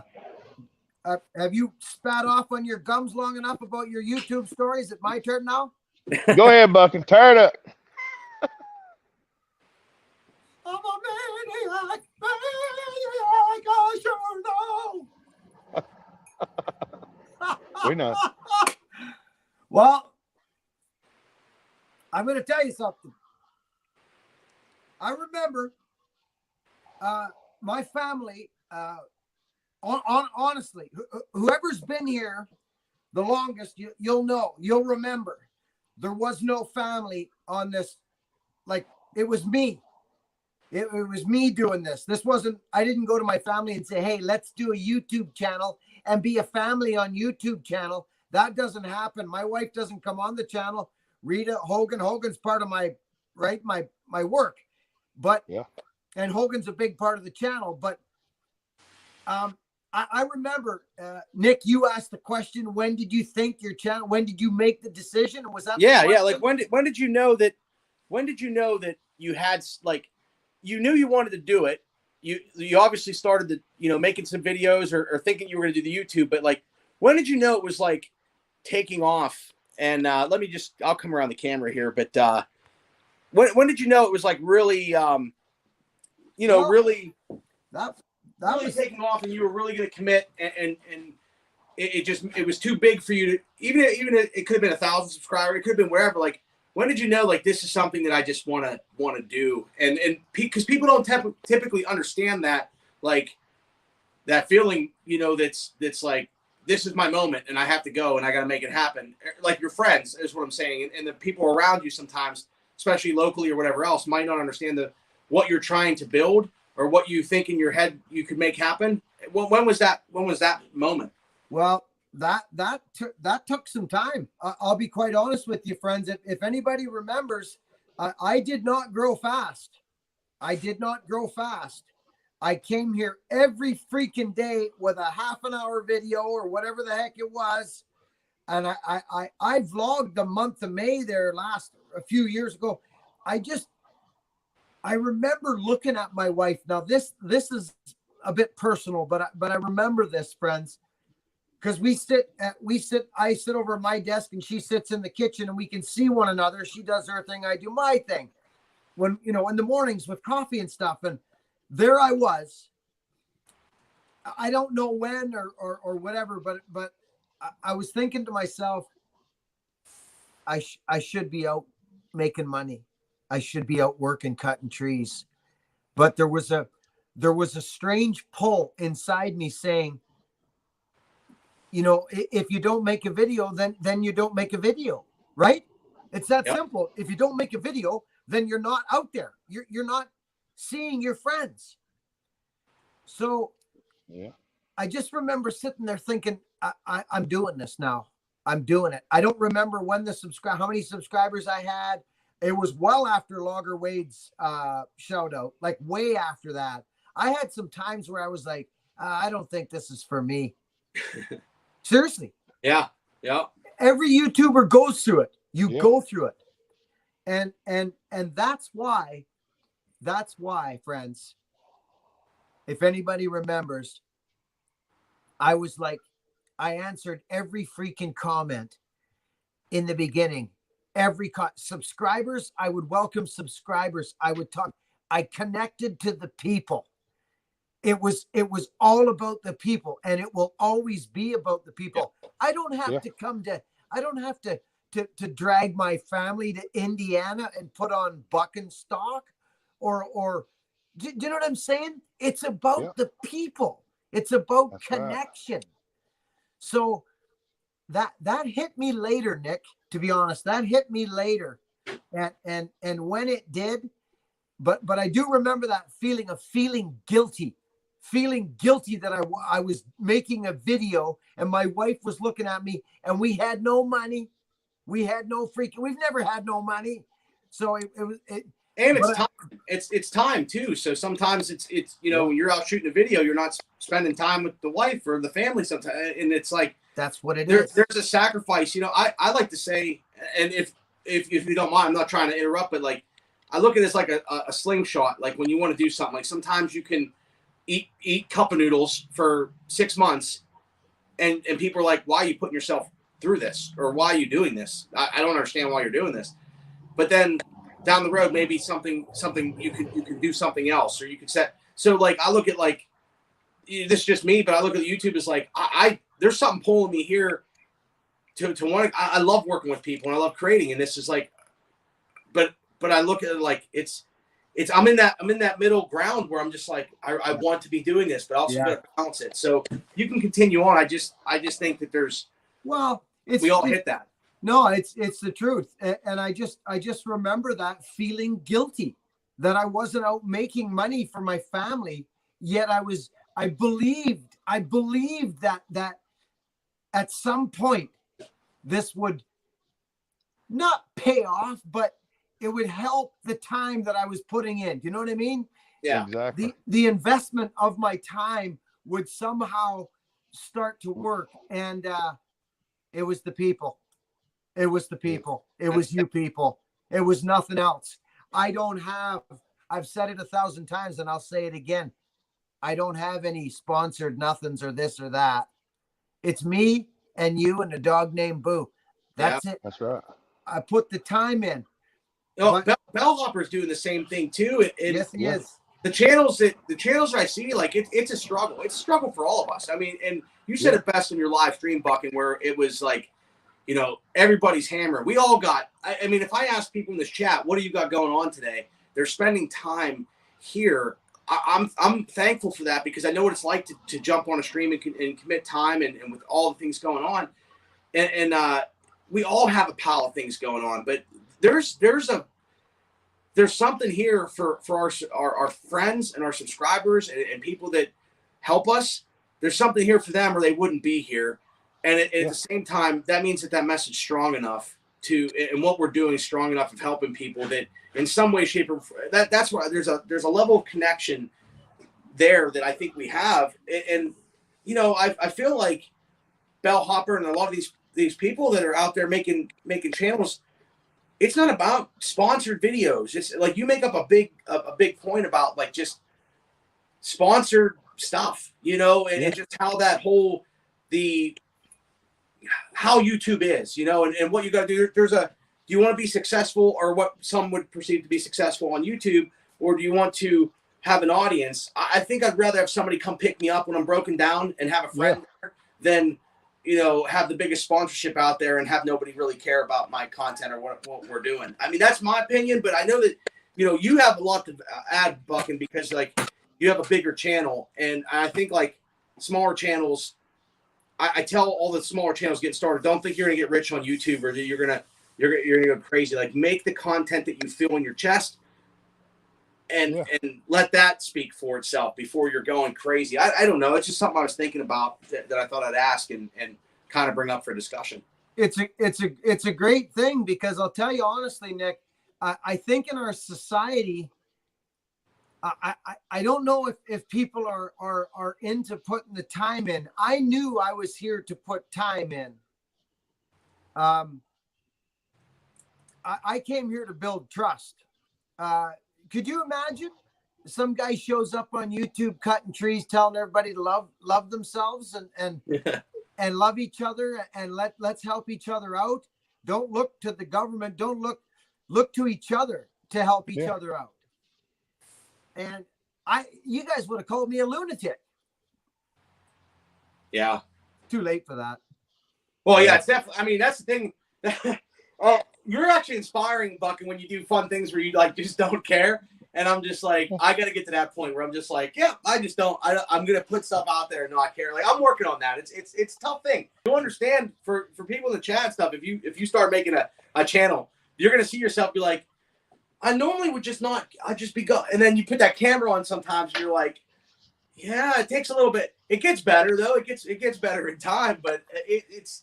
I don't know. I mean, it is about people and you know, it's traction. I mean, that's the fuel, I think, to all of this. And I always tell people that brands, you know, working with a lot of brands and companies, you know, they're worried about likes and they're worried about numbers and building. They want to build an audience, but they don't want to invest the effort and the time. Yeah. And a lot of times it costs money and resources to create that content, but they want it to come easy. Like, oh, I got 10,000 Facebook likes, or I got, you know, this is what but they have no engagement, or they run Facebook ads, they have no engagement. And I'm like, they're thinking about it all wrong. And it's so hard to get that across. And then they wonder why all these brands hit up YouTubers and say like, hey, can you do this? Because YouTube is one of the most powerful, I would say, per dollar. A subscriber is worth more than a Twitter follower or than a Facebook follower or a Facebook like or things like that. Like a YouTube subscriber, and it's not it's valuable in a sense that the relationship is typically stronger on YouTube than other platforms. And it just that's I think it might be even proven, but that's what I feel about it. And it's like, so when I look at like even hitting 3,000 tonight, that blows my mind. But when I look at that number, like I'm so like thankful because it's meaning something. And when you go out there and do it yourself, now some people grow a lot faster, some people grow smaller. Sometimes you have a video that pops that the algorithm shows you to more people, and it's all about being seen. Like Tin Man said, he's like, I wouldn't be where I'm at without some shout outs. And you wouldn't, you know, like we wouldn't be where shout outs and stuff help for sure. They do. But because it's exposure. Well, sometimes it's a trick to get that YouTube algorithm to shout you out and at least display you somewhere and give you the opportunity. Some people don't even get that opportunity. But more importantly, like those followers, when you can connect with them, I think it's more meaningful, I guess is what I'm trying to say. Yeah. Well, you have to connect with your audience. I mean, if you're just a creator that never talks to anybody, people are just going to come and go. Yeah, it's true. You know, that's a neat thing about YouTube. You know, I thought about this, like there's all kinds of different genres you can do. Like there's videos where all you see is the people's hands and they got millions of subscribers and they're making a crazy living. Yeah. And all they do is you see their hands rebuilding a watch. They're craftsmen. YouTube is amazing place. It's an amazing place. I've chosen to connect to people. That's what I've chosen to do. I have nothing to hide from anyone. Do you guys? I'll tell you, when we had that situation on this channel quite a few years back, it almost chased me away. I couldn't believe it. I was in awe of what went down. That was a big lesson for me. It was a big lesson. Hey, here's the thing. I'm so proud of this, everybody. I'm really proud of this. And you know what that is. The fact that I've never engaged on my channel with anybody, or I've never justified, or I've never jumped in and said, well, I do this because of that. You know what I mean? None of that. None. That to me is I wish I could tell YouTubers that don't Don't feed. Yeah. Don't feed the anti-positive. Just feed the Exactly. positive. That's it. And I'm glad you told me that in the beginning, because I get defensive sometimes. Yeah. And since anytime I get negative stuff, if it's nasty, I just delete it and don't even say nothing to it. That's it. It's just not where anything you feed energy to, and I think you're right. I mean, anything you feed energy to is it's just gonna magnify. And I look at like I want to surround myself with people that like to see others do well and like to help others, you know, and push the wagon, pull the wagon, help you do that, because I'm like that. I don't care, you know. I've worked with rich people, I've worked with poor people. It doesn't matter to me. I want to see people do better. Huh. And that's how I'm wired. Not everybody's wired like that. Or if somebody becomes successful, like, you know, you could look at a channel that blows up and gets, you know, there's people that have grown way faster than me. Look at Tin Man. You know, Tin Man, he made some videos. He put the work in, man. A year of work and making videos every day. He told me today a little bit about his schedule, like just how he's trying. And I'm like, and I know Buckin's schedule. I kind of get an idea what everybody's up to. We got a million things going on. But when you look at like the success, when somebody gets, it's hard, it's lonely at the top sometimes, or even in between, or as you're going, because there's a lot of people that are like, hey, you're doing a great job, but then they're behind your back saying whatever, or they don't want you to succeed. I've never been that way, man. If Bellhopper's channel or whatever, Buckin goes to 10 million subscribers, I've helped people when they're at 1 subscriber, none. You know, it doesn't matter to me. And I think that we can apply that across the board in a lot of things. Where like, I want my next door neighbor to be as successful as possible. And I like to surround myself with positive people. And that's one thing I've noticed about YouTube is like, you know, the positivity that we have in this community. And when you're down and somebody picks you right up, a comment picks you up or whatever, I want that. I want that in my life. You know what I mean? Sometimes just, you know, sometimes good to see you. Just starting your video, like you might get up in the morning and just have an awful morning, and you really don't feel positive. And like for me, I walk out there and sit down in my chair, hook my camera up, and I turn it and point it and get it directed and get what I'm going to work on sitting on the bench. And I'm just not in the mood to do it. And then it's like the minute you click that record button, it just changes. It's like, hello, everybody, you know, and the positivity just comes from the camera being turned on, because you know the people are going to like it. Yeah. After a live stream, I'm like, I'm inspired. Like that's the moment I want to like do something or you know, like go outside and do something, smash some fireworks after a live stream or making a video. Like, got a video done. Like sometimes that's more important to me than anything else. And, you know, Katie spends time with me, or have like, I'm making this video, or I have an idea, or she'll help me with some video ideas. You should do this.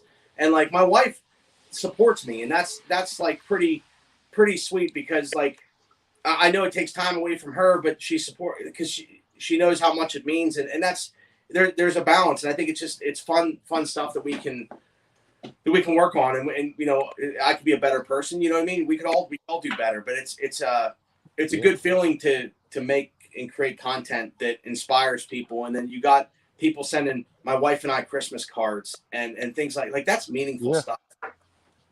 Yeah, the first year I started getting stuff in, people were sending me Christmas cards and little presents and stuff for Christmas, and I was like, yeah, I still feel like the normal person that I am. I mean, I'm not really a celebrity, but there's a lot of people that know who we are now, and I don't see myself in that light. I'm just a normal person trying to help other people. No, you're famous. Apparently. I don't feel that way though. I mean, but I have been to places, and actually I was at a funeral, and a guy walked up to me and he said, "Do you build chainsaws on the internet?" And I said, "Yeah, why?" He said, "I watch your channel."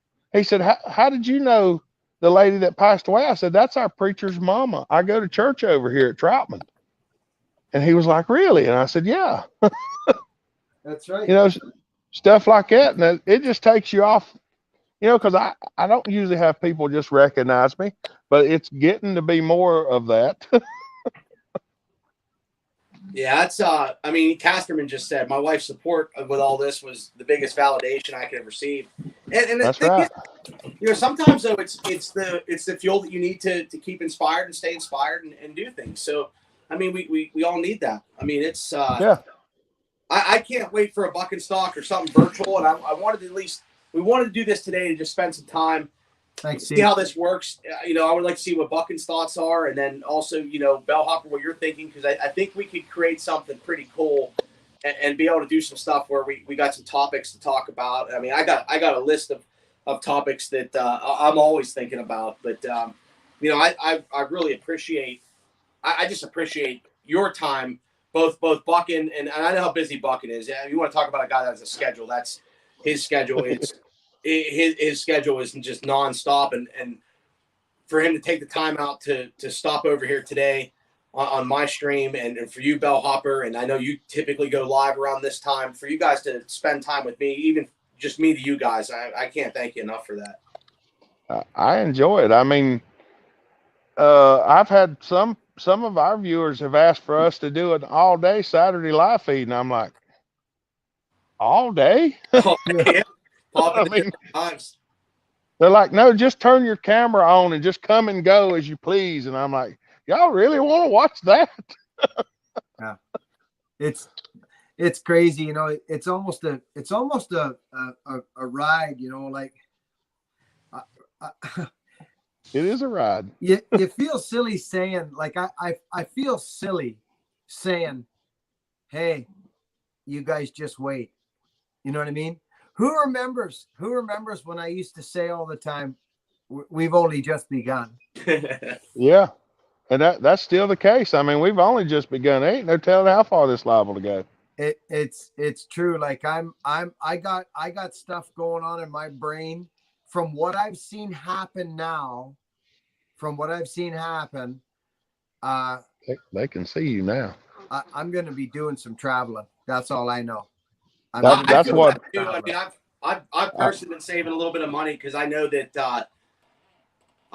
as soon as things open up, I feel like I want to be there, not just because like, oh, I have a YouTube channel, I'm going to travel places, but I feel like when these get-togethers happen, I'm going to need to be there. I want to film stuff. I want to do live streams from a place like Buckin Stock and make sure that the people that can't physically be there can be a part of that. And I'm sure everybody goes live on their phones and stuff, but I think there's some creative things we can put together. And more importantly, a few of the creators that in our community want to do things and they want to. I've seen some messages in here tonight about the Discord server or the and joining our chat group there, and then also joining in on the websites and the Buckin Experience. I've seen some comments tonight, so I definitely want to get some people together, and the creators that are out there making content, I think, want to be a part of what all we're doing, and the more value we can put out there, I think that it could be a fun time and change things up a little bit. And I haven't seen it done like too crazy. I mean, collabs happen on the tube all the time, but I haven't seen it done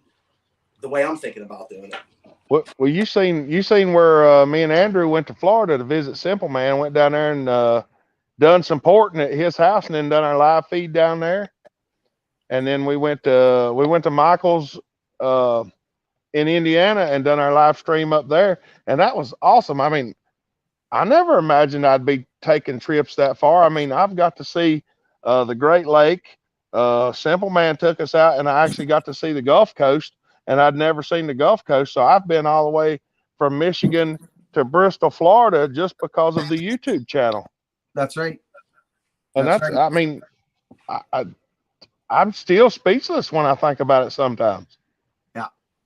I mean, it's only begun too, Bellhopper. I mean, it's one of those things you keep going like you're going, Bellhopper.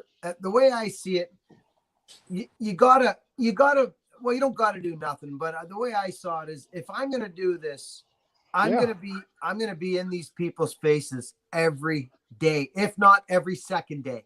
And that's more what it's kind of morphed into, just because of my life right now and the style with my training my boy and breaking my kid in. I'm putting a lot of time into my family right now with Rita, and my kids are at an age right now where I was floundering at their age, completely floundering. Yeah. I will not let that happen. Not on my clock. I'm going to teach right. my boy how to run a business. Rita, she's going to invest in herself. She's an artist. I tell everybody the same thing, and that is be happy. That is the main thing. I wish I figured it out sooner, but I picked up on it a little later. That's all. I had to go through some stuff first. But Yeah. if I will never stop talking about the things we talk about on this channel, and that's investing in yourself and doing what you want. And if you're at a job that you're unhappy with and you're staying there, it's a noble thing to feed your family, but you can have it all. You can have it all. You can definitely make it happen. You can do the things you want and take care of your family. You can have it all. It comes with effort, though. You got to put the effort in to get it. Yes, you do. Well, that's where a lot of people on a YouTube channel, but they don't even want to make their first video. They're like, "Oh, I'd love to do that," or they hate on the channels that do that, and it's like, well, get the camera out and start. You got to. Yeah, I mean, put the effort in. You know. That's just all there is to it. If you want something and you don't go after it, you're the only reason why you don't get it. This has been wild today, guys. This has totally been wild. And we didn't have a plan, Nick. We had no plan. We never have a plan. We were on the. I always say this. We're on the non-planned plan. Yeah, we just wing it.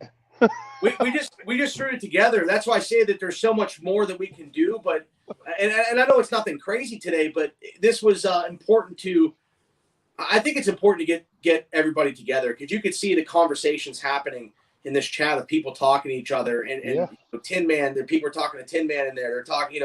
Michael Hall's here. We got Trucker Greg. We got Healed Heart. We got Lord Mark. We got Manley's.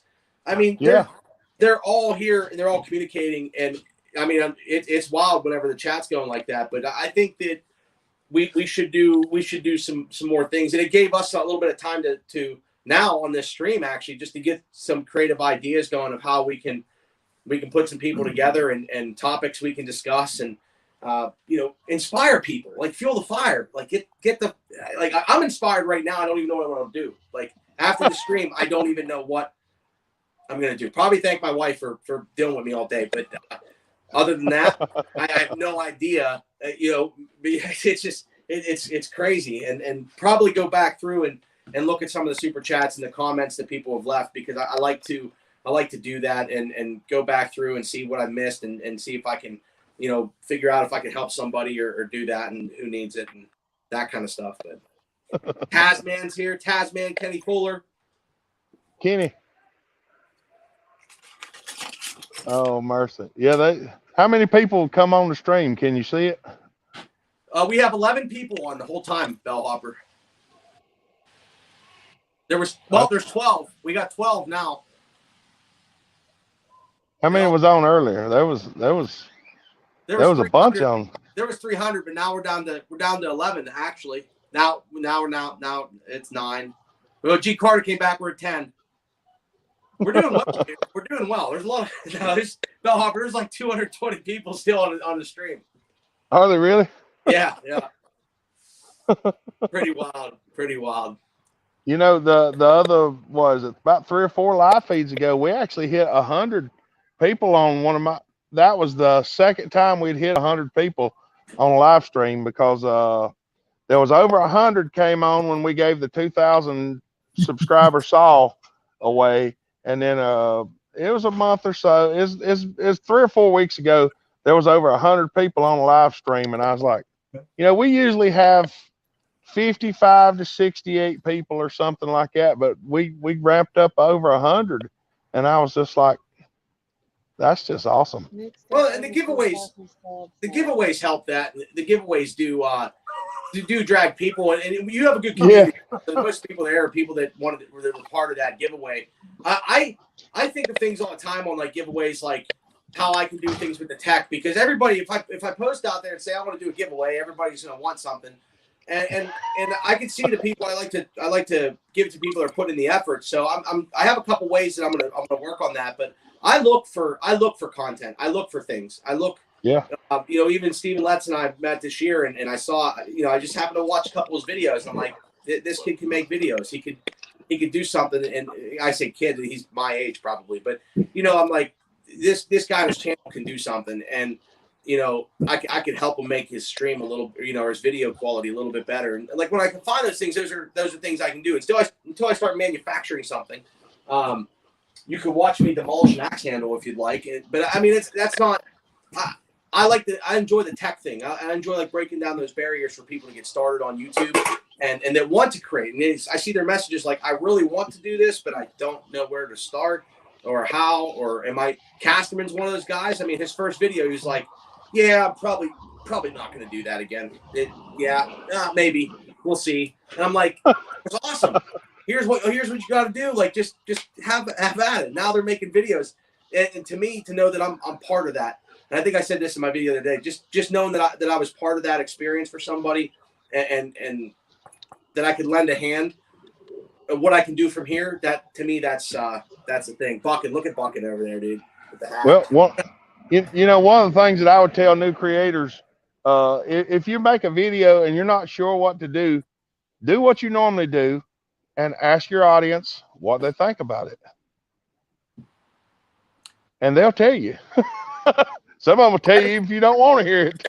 I can tell you, I see some comments, Buckin, if I ever get a YouTube play button like you got, I think it's made out of silver, the button itself.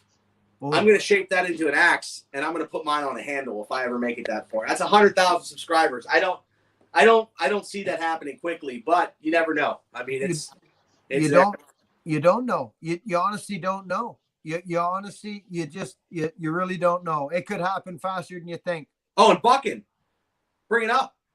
How many videos did you make?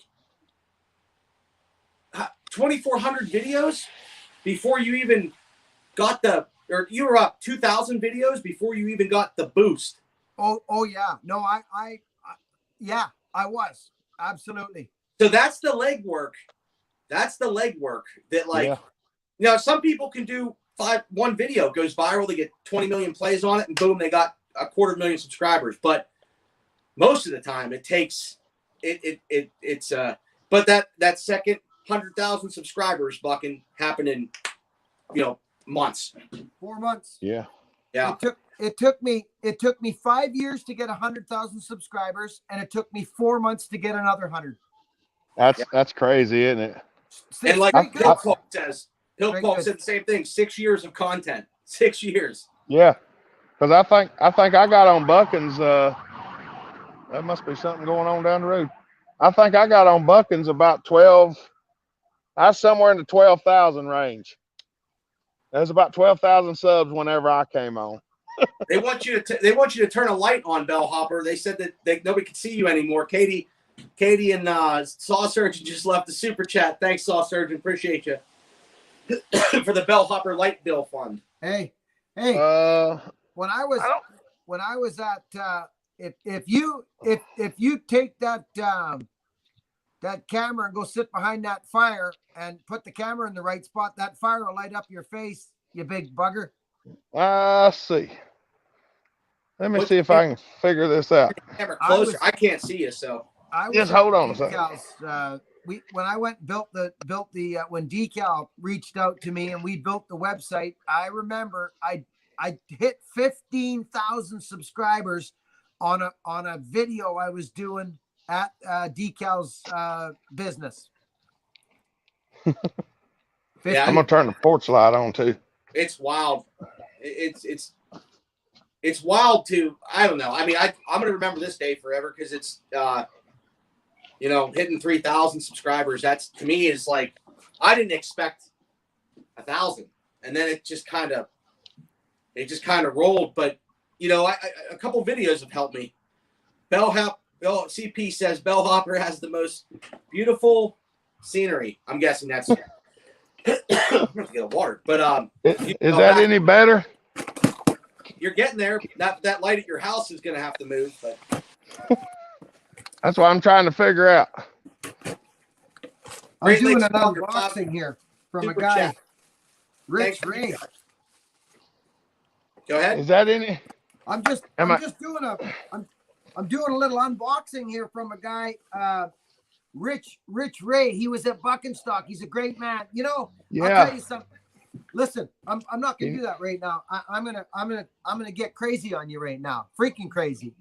Listen, Christine, you're on. Now, if you can plan in your life, and I think it's even funny. I feel funny saying this, but I can back it up like you wouldn't freaking believe. Buckenstock, if you can make it to Buckenstock, I'm telling you, this year is going to be completely bonkers, like the one coming up, 2021. If the world works out and we have it's going to be crazy. The first one we threw together, there was grown men, grown, hairy, big men crying at the end of it. After 3 days, lives changed. And I'm telling you this because the second one, we ended up raising $11,000 for those kids at risk. Remember? And at the last one That's we right. went to, Yeah. it was totally different from the first one. But this one, we're going back to the original place we had Buckenstock.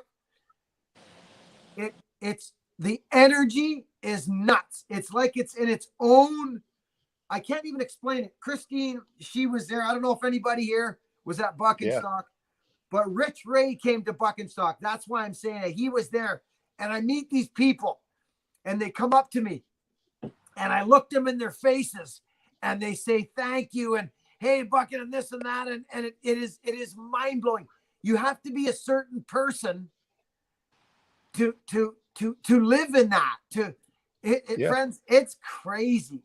It is crazy. I had a freaking headset on the first time. It was nuts. Yeah. Remember, I can Yeah, I remember.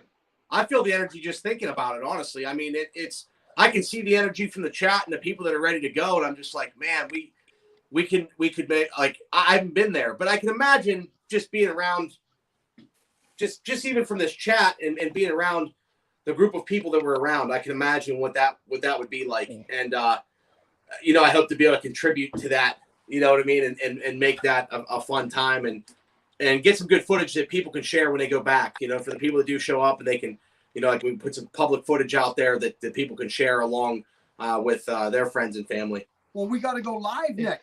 Who's gonna make it go live? We'll set that. Yeah, we'll set that up. We'll probably have that going the whole time. I mean, people could go live on their individual channels, but I think that we could have like a generalized stream that's pumped out the whole time and have different messages and have you pop into the audience. I think that would be huge.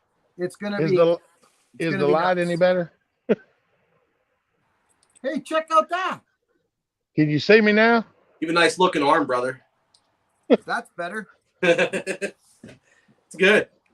You want me to move around into the shop? No, you're good, man. I think people like the fire. CP the Tool Addict said he likes the fire. He likes the background and the sunset. I wish we could have did that today with the rain and the crowd. I got a fire going out there. I love having a fire, though. I mean, it's actually fun to watch your stream right now, just with the fire going. The other night when we had it out here, we actually turned the car around and turned the headlights on the car. Jolie.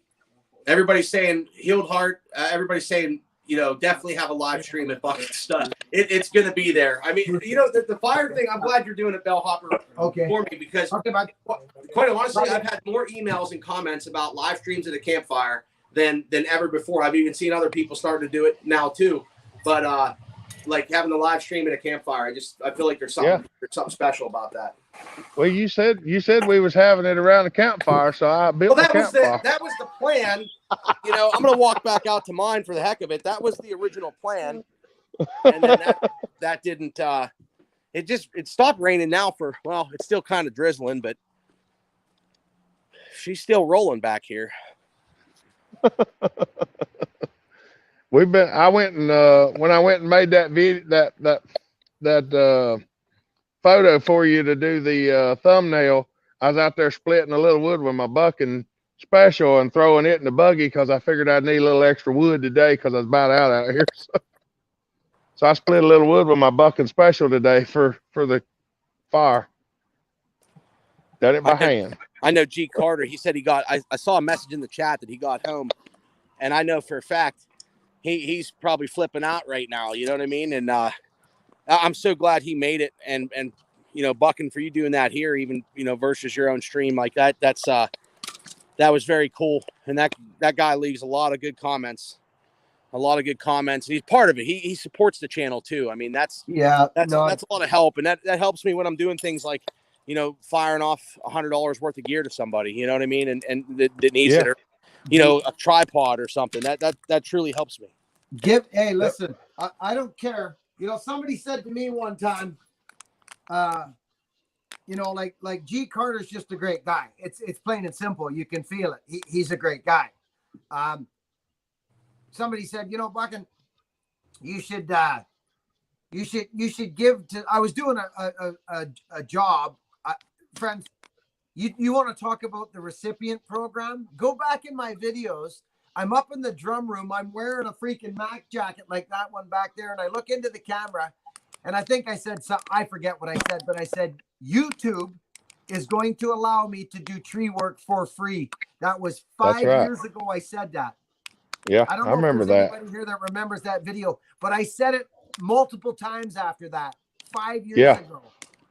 I'm doing it steady now. Yeah, that is called the recipient program. Okay, so because I think that's what's happening here. Just if you don't know, that is what's happening. My son has his own business. He needs me to come help him out sometimes. I go help him out. But my jobs, I don't need it. YouTube is making. Think about that for a minute, friends. Just think about that for a second. We have the messengers of kindness that are here that donate under their own fruition. They've never been asked. I never said, "Hey, donate to my channel. Hey, here's my Patreon. Can you donate and help?" No, never done it. Yeah, I think that's what I was gonna say. I think whenever you was talking about the recipient program, I told Alyssa, I said, we really need to donate to his channel on a monthly basis. That way we can help be part of the cure instead of, part of the trouble. And that's when we started doing that, I believe. Oh, Bellhopper, I couldn't even believe you did that, because I know you guys don't come from a lot neither, and you started donating. I can't even freaking believe this, Yeah, I mean, it's just a good thing. I mean, you don't do it. We don't do it because we got lots of money and we're trying to show everybody we got it. We just do it because we know that helping other people. I mean, I've had places when $20 helped me. That's right. That's immensely. Exactly right. I remember a couple times putting $5 of gas in my truck. Yeah. I had, you know what I mean? And it's like, it takes a lot. And especially when you have a lot of ideas to help other people too. So, I contribute, all the time to people. And my credit card statements in a month, and I'm like, man, I put a lot out there, and then people have helped me. So it kind of evens itself out. And sometimes I don't even look at that stuff as like a thought process. I just feel like a day above ground where you can go out there and make something, you can go make it back. And that's not the thing it's just not the thing it's not what drives me. It's helping somebody that inspires me. And if I had more, I'd do more, you know what I mean? And that's just, I feel like there's a lot of people out there that could do a lot and they don't, or expect it right away. And hey, you're gonna, Nick, because no, I appreciate that. But you're that kind of guy. The one thing I don't do is like, I don't expect it. You know what I mean? I don't expect something. Yeah. I got a lot of friends. I got friends that like remember when they bought they bought you a beer at the bar or something, and oh, you're gonna have to pay this time because last time, like I can't. I've never been like that in my life. Like if you're with me, I'm gonna make sure you have a good time. And you're gonna have the same thing I've got. and that's why I think that like Buckin stock, like.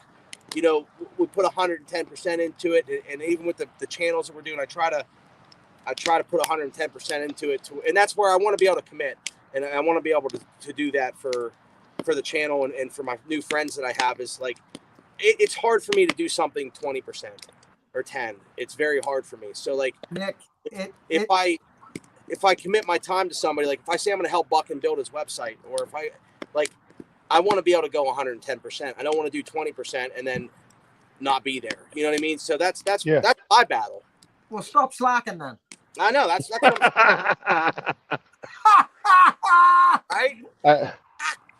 I was gonna say, would it be all right for me to talk about a minute about what we were talking about yesterday about the family that we done, Nick? Yeah, man. Yeah. Let them know. Are you gonna go live after this, buddy? Because like I didn't know if you were gonna do something or not, or what your plan is. But I don't know. We might throw a little one out there after this one. It just depends on how long it goes.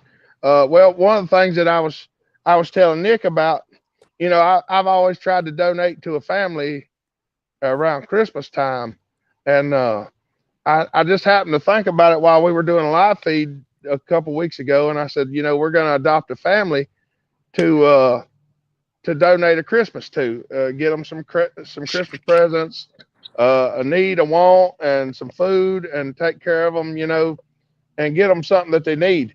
And last Saturday on the live feed, we talked about doing that, and we took in $343 last live feed for a family for their Christmas. That's and awesome. all that came from the viewers. And the fella that has the family, he said, it's Midwest Muscle Saws, Brock Lewis. He said whatever they donate for the family, he's gonna double it. Oh. So that's what's crazy is how it can magnify too. I mean, that's life changing for somebody, and for a family, and for you to be able to do that. And then every time that, you know, when I do things too, like even sometimes in my messages when I write somebody, I always try to say, and those of you who got something from me, you probably see it too, but I always try to say, like, this is from my channel. This is just me. It's my channel. My friends. That's right. right. This is something that we're all helping each other, and it goes around. I mean, that's the cool thing, is it goes around. Anytime you give something without expecting something in return, that's when you know you're doing it for the right reasons. Yep.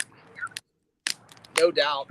And you know, I remember when I started my family, and I got my head straight, and I started running my own business, and my wife and that, we started having kids, and I remember working 8 days a week, and I felt like I had nothing, and I felt like I was behind, but I felt like it would work out if I just kept going. I remember thinking, I've got to just keep going, and it will come. And my wife was behind me. She was saying, honey, just keep working hard and being honest, and it'll work out. And that's what she said to me. Because I'd get down sometimes physically, beat down. And I didn't know what day it was. I never knew what day it was. This is before the kids were born. And then, you know, as they got, you know, younger or a little older. But my point is I thought to myself, and this is very important. And I wish I knew then that I didn't feel I had it to give. Do you know what I mean? Yeah. I didn't feel like I was going to take from my family if I was giving. That was not the case. Exactly. That was not the case. So we started to do that. My wife helped me with that one too. My wife always has given. We deal with all kinds of stuff, friends, and I'm not the pat on the back kind of guy. Yeah, we do stuff. We do stuff with third world countries. We do stuff all over the place. And I'll tell you something. I've never not eaten. And I've never not eaten. My freaking heart. I feel like I'm helping the world somehow. Yeah. Instead of just taking. Well, helping one person is, anytime you help just one person, that puts that person in line to help somebody else. Yeah, that's right. And just helping. I mean, the more you can help, the better.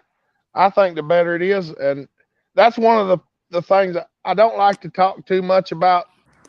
Oh, here we are trying to take donations to help other people, because some people are going to look at it and say, oh, they're just trying to show getting a pat on the back. No, I've done it in secret for years without anybody's help. I'm not Yeah, trying to, me too. Without you know, it's just something that I feel I'm supposed to do. And if I can get more people involved at helping me, then I can probably help more people. And Indeed. that's where we want to go. Hey, thanks, back. I see back 40 left a super chat. Thanks, back 40, man. Oh, nice. Did he? Yeah, he did. He left a $20 super chat and said he had a good message, actually. Let me go behind the camera. I don't have anything to watch the stream, but he said, give without expectation to receive. Words Buckin taught me. Here's to y'all. That's right. Thank you, back. I didn't see that go by. Yeah, I wasn't watching it, but back 40. Thank you, buddy. Thank you for doing that. Yeah, thank you, back 40. We really do appreciate it. Like I tell everybody, anything helps. For when you're trying to help somebody and get stuff out there. Just some people are like, well, I only got $5 to give. $5 is $5. I mean, You're damn you know, right. I fed my family for 2 weeks off $13.68 one time, and they all got tired of bologna, but we had something to eat. That's right. They might not have liked it too much, but at least they wasn't hungry. That's right. Hey, by the way, Nick. yes. This is yours, by the way. I don't count me in on any of this stuff here today. I don't want nothing to do with that. We're gonna do something, buddy. No. I'll think of something that we can do, brother. No, you just take this for what you're doing for people. I don't want anything of this super chat nature today. This community has changed my life, Nick Pixel. You know it, and I know it. And you do so much, Nick. I mean that sincerely. You do. Just please, just take this. Just count me out of this one. I don't want it. I mean, you guys do a lot for, dude. You do a lot for me. I mean, motivate, just everything. I mean, we've done a lot of cool things together, and that's why I say I'll continue to support you now. And even before I even knew you, I supported you. It has no effect, and I know a lot of people here are thankful for some of the things that we've done, and it's from everybody here. So I can't say it's just for me or whatever. This all helps me to put more time into things and spending time with people. And I think that when I do get to spend the time with people and I organize some time to say, hey, let's see how we can help you. We've been able to deliver on that. And, seeing videos when people come back to my channel, it's not the thank yous or the pass in the back. That doesn't. No. Whenever I can go out there and see some videos they've created or something that's helped, that's what makes my heart feel warm. And, I want to continue to do that. And I'm thinking of creative ways to just be different, because a lot of times people get things for free from manufacturers.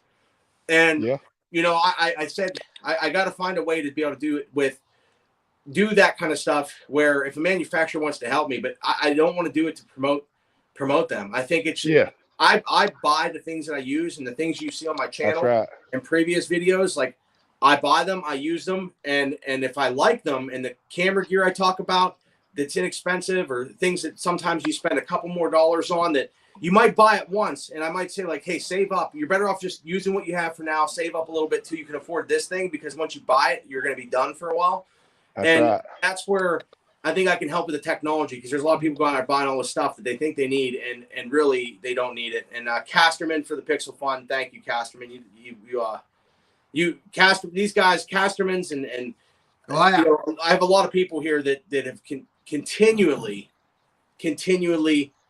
pushed me forward and have enabled me to be able to do this. So, make sure you guys thank the super chatters, because the people that are getting things from me or time or help or whatever, or tripods or whatever it is, you're not getting anything for, like the people that we're spending time with. And I know that they're appreciative. I get the emails and the calls and the texts and stuff where people are like, thank you, and make sure you thank the rest of the channel and all the people that help you. And so everybody's a part of this. Yeah. Thank you to the super chatters. Thank you. And I like I said, I thank you guys for jumping on today. I don't know if you want to talk about anything else, or if we want to. I think this was a pretty good first run of just kicking the can together and putting something out there and spending a little time on a Saturday. That's how I feel. I'm probably going to check out, Nick. I've got a couple things I want to do before it gets dark. I still got daylight. Sorry about your darkness there. I know, right? Dude, you spend so much time. Thomas Cure, thank you, Thomas. I appreciate you. Glad you're still live. Hunting was a total loss. Goats Firewood Farms. Goats, I didn't get to go hunting. Today was the last day for rifle for me too. But this is important to me. I want to be here. I want to do this stuff. We can hunt. We can do other things. And Buckin, thank you. Bellhopper, thank you for both of your time and dealing with the little bit of getting a little set up here. The technological stuff, it'll go smooth on future streams. But this was awesome. And guys, throw like a thumbs up or something in the chat for everybody that joined in today. I'm so appreciative of the new subscribers, the likes, the shares. Hopefully this was helpful. You get to spend a little time with Buckin where it's not as crazy as his normal stream, where he can sit back a little bit and really absorb some of the messages to him. And I think the same with Bellhopper. And Bellhopper. Just a second here. Are you telling me we've got 193 people here and 5 thumbs up? Is that what I'm seeing right? No, you have to refresh it. We have 264 thumbs up and 264. Okay, good. Dude, ending. It's over. I was about to lose my mind. On your fire. Can y'all still hear me? Yep. Yeah. Yep. For some reason, my AirPods disconnected and they won't reconnect back. They're probably dead. Well, it shows 50% on them, but they connect, but I can't hear anything. Well, turn them off because we're about done. I can't thank you guys enough. If you're new here, I'd appreciate if you consider subscribing. That would be helpful, and we're gonna keep it rolling. Buckin, thank you so much, man. And G. Carter, congratulations. It's my pleasure, Nick. Yeah. It was awesome. Bellhopper, nice to sit around the campfire with you, Bellhopper. I love you, buddy. I know. I love you too, but it's good to sit and talk with you for a while. I'll have to get with you on the phone sometime and we'll talk about what's coming up in the future. I look forward to it. Yeah, I love you guys too, man. Whoa, who's Love that you guys chick? and, Who's that chick? Who's that hot chick? Oh yeah, dude, come here. They saw you now. Come on over. Come over here. Wait a minute, I want to see too.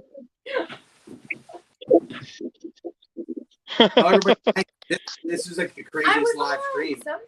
I saw you in there. She's been watching us. Hey, I don't know whether y'all can see me or not. This is our family now. That's right. This is our family. I like JD, how we visit each other. Do you like the picture? I'm gonna start making more thumbnails. I screenshotted that. I'm going to use it for something, I promise, because I like that picture. That's We'll it. send out a new family Christmas That card. might be our Christmas card this year. There you I'll go. photoshop New you. family Christmas card. Friends, make sure you guys give a big thanks to NickPixelTV for setting this up today. Him and his wife. His wife puts up with him. He's an awful man to put up with.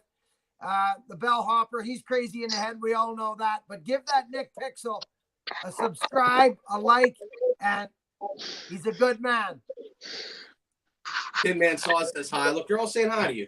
I see. Tin Man made a video and put it out again today saying, go over, I'll be over there reporting to Saw or doing something. So listen, stay safe. I hope this was a pump up for the rest of the weekend. Stay healthy. Let's get things rolling. Make your videos, hashtag Buckin Experience. Hit me up, connect at nickpixel.tv. And we'll do what we got to do. There'll be more things on the way. I love you guys, and I don't even know how to shut her down. We'll go shut her down. Yeah. You look at the camera and you just go, Bellhopper out. Oh, yeah, Bellhopper, Saturday. He calls it Saturdays. And yeah, happy Saturday. and somebody came up with Buckin tape for you, too. No, it was. That's right. All right, it was take me. care. I said it. All right, we'll see y'all. I'm going to go start my live feed here in a minute. All right, love you. Bye. See y'all.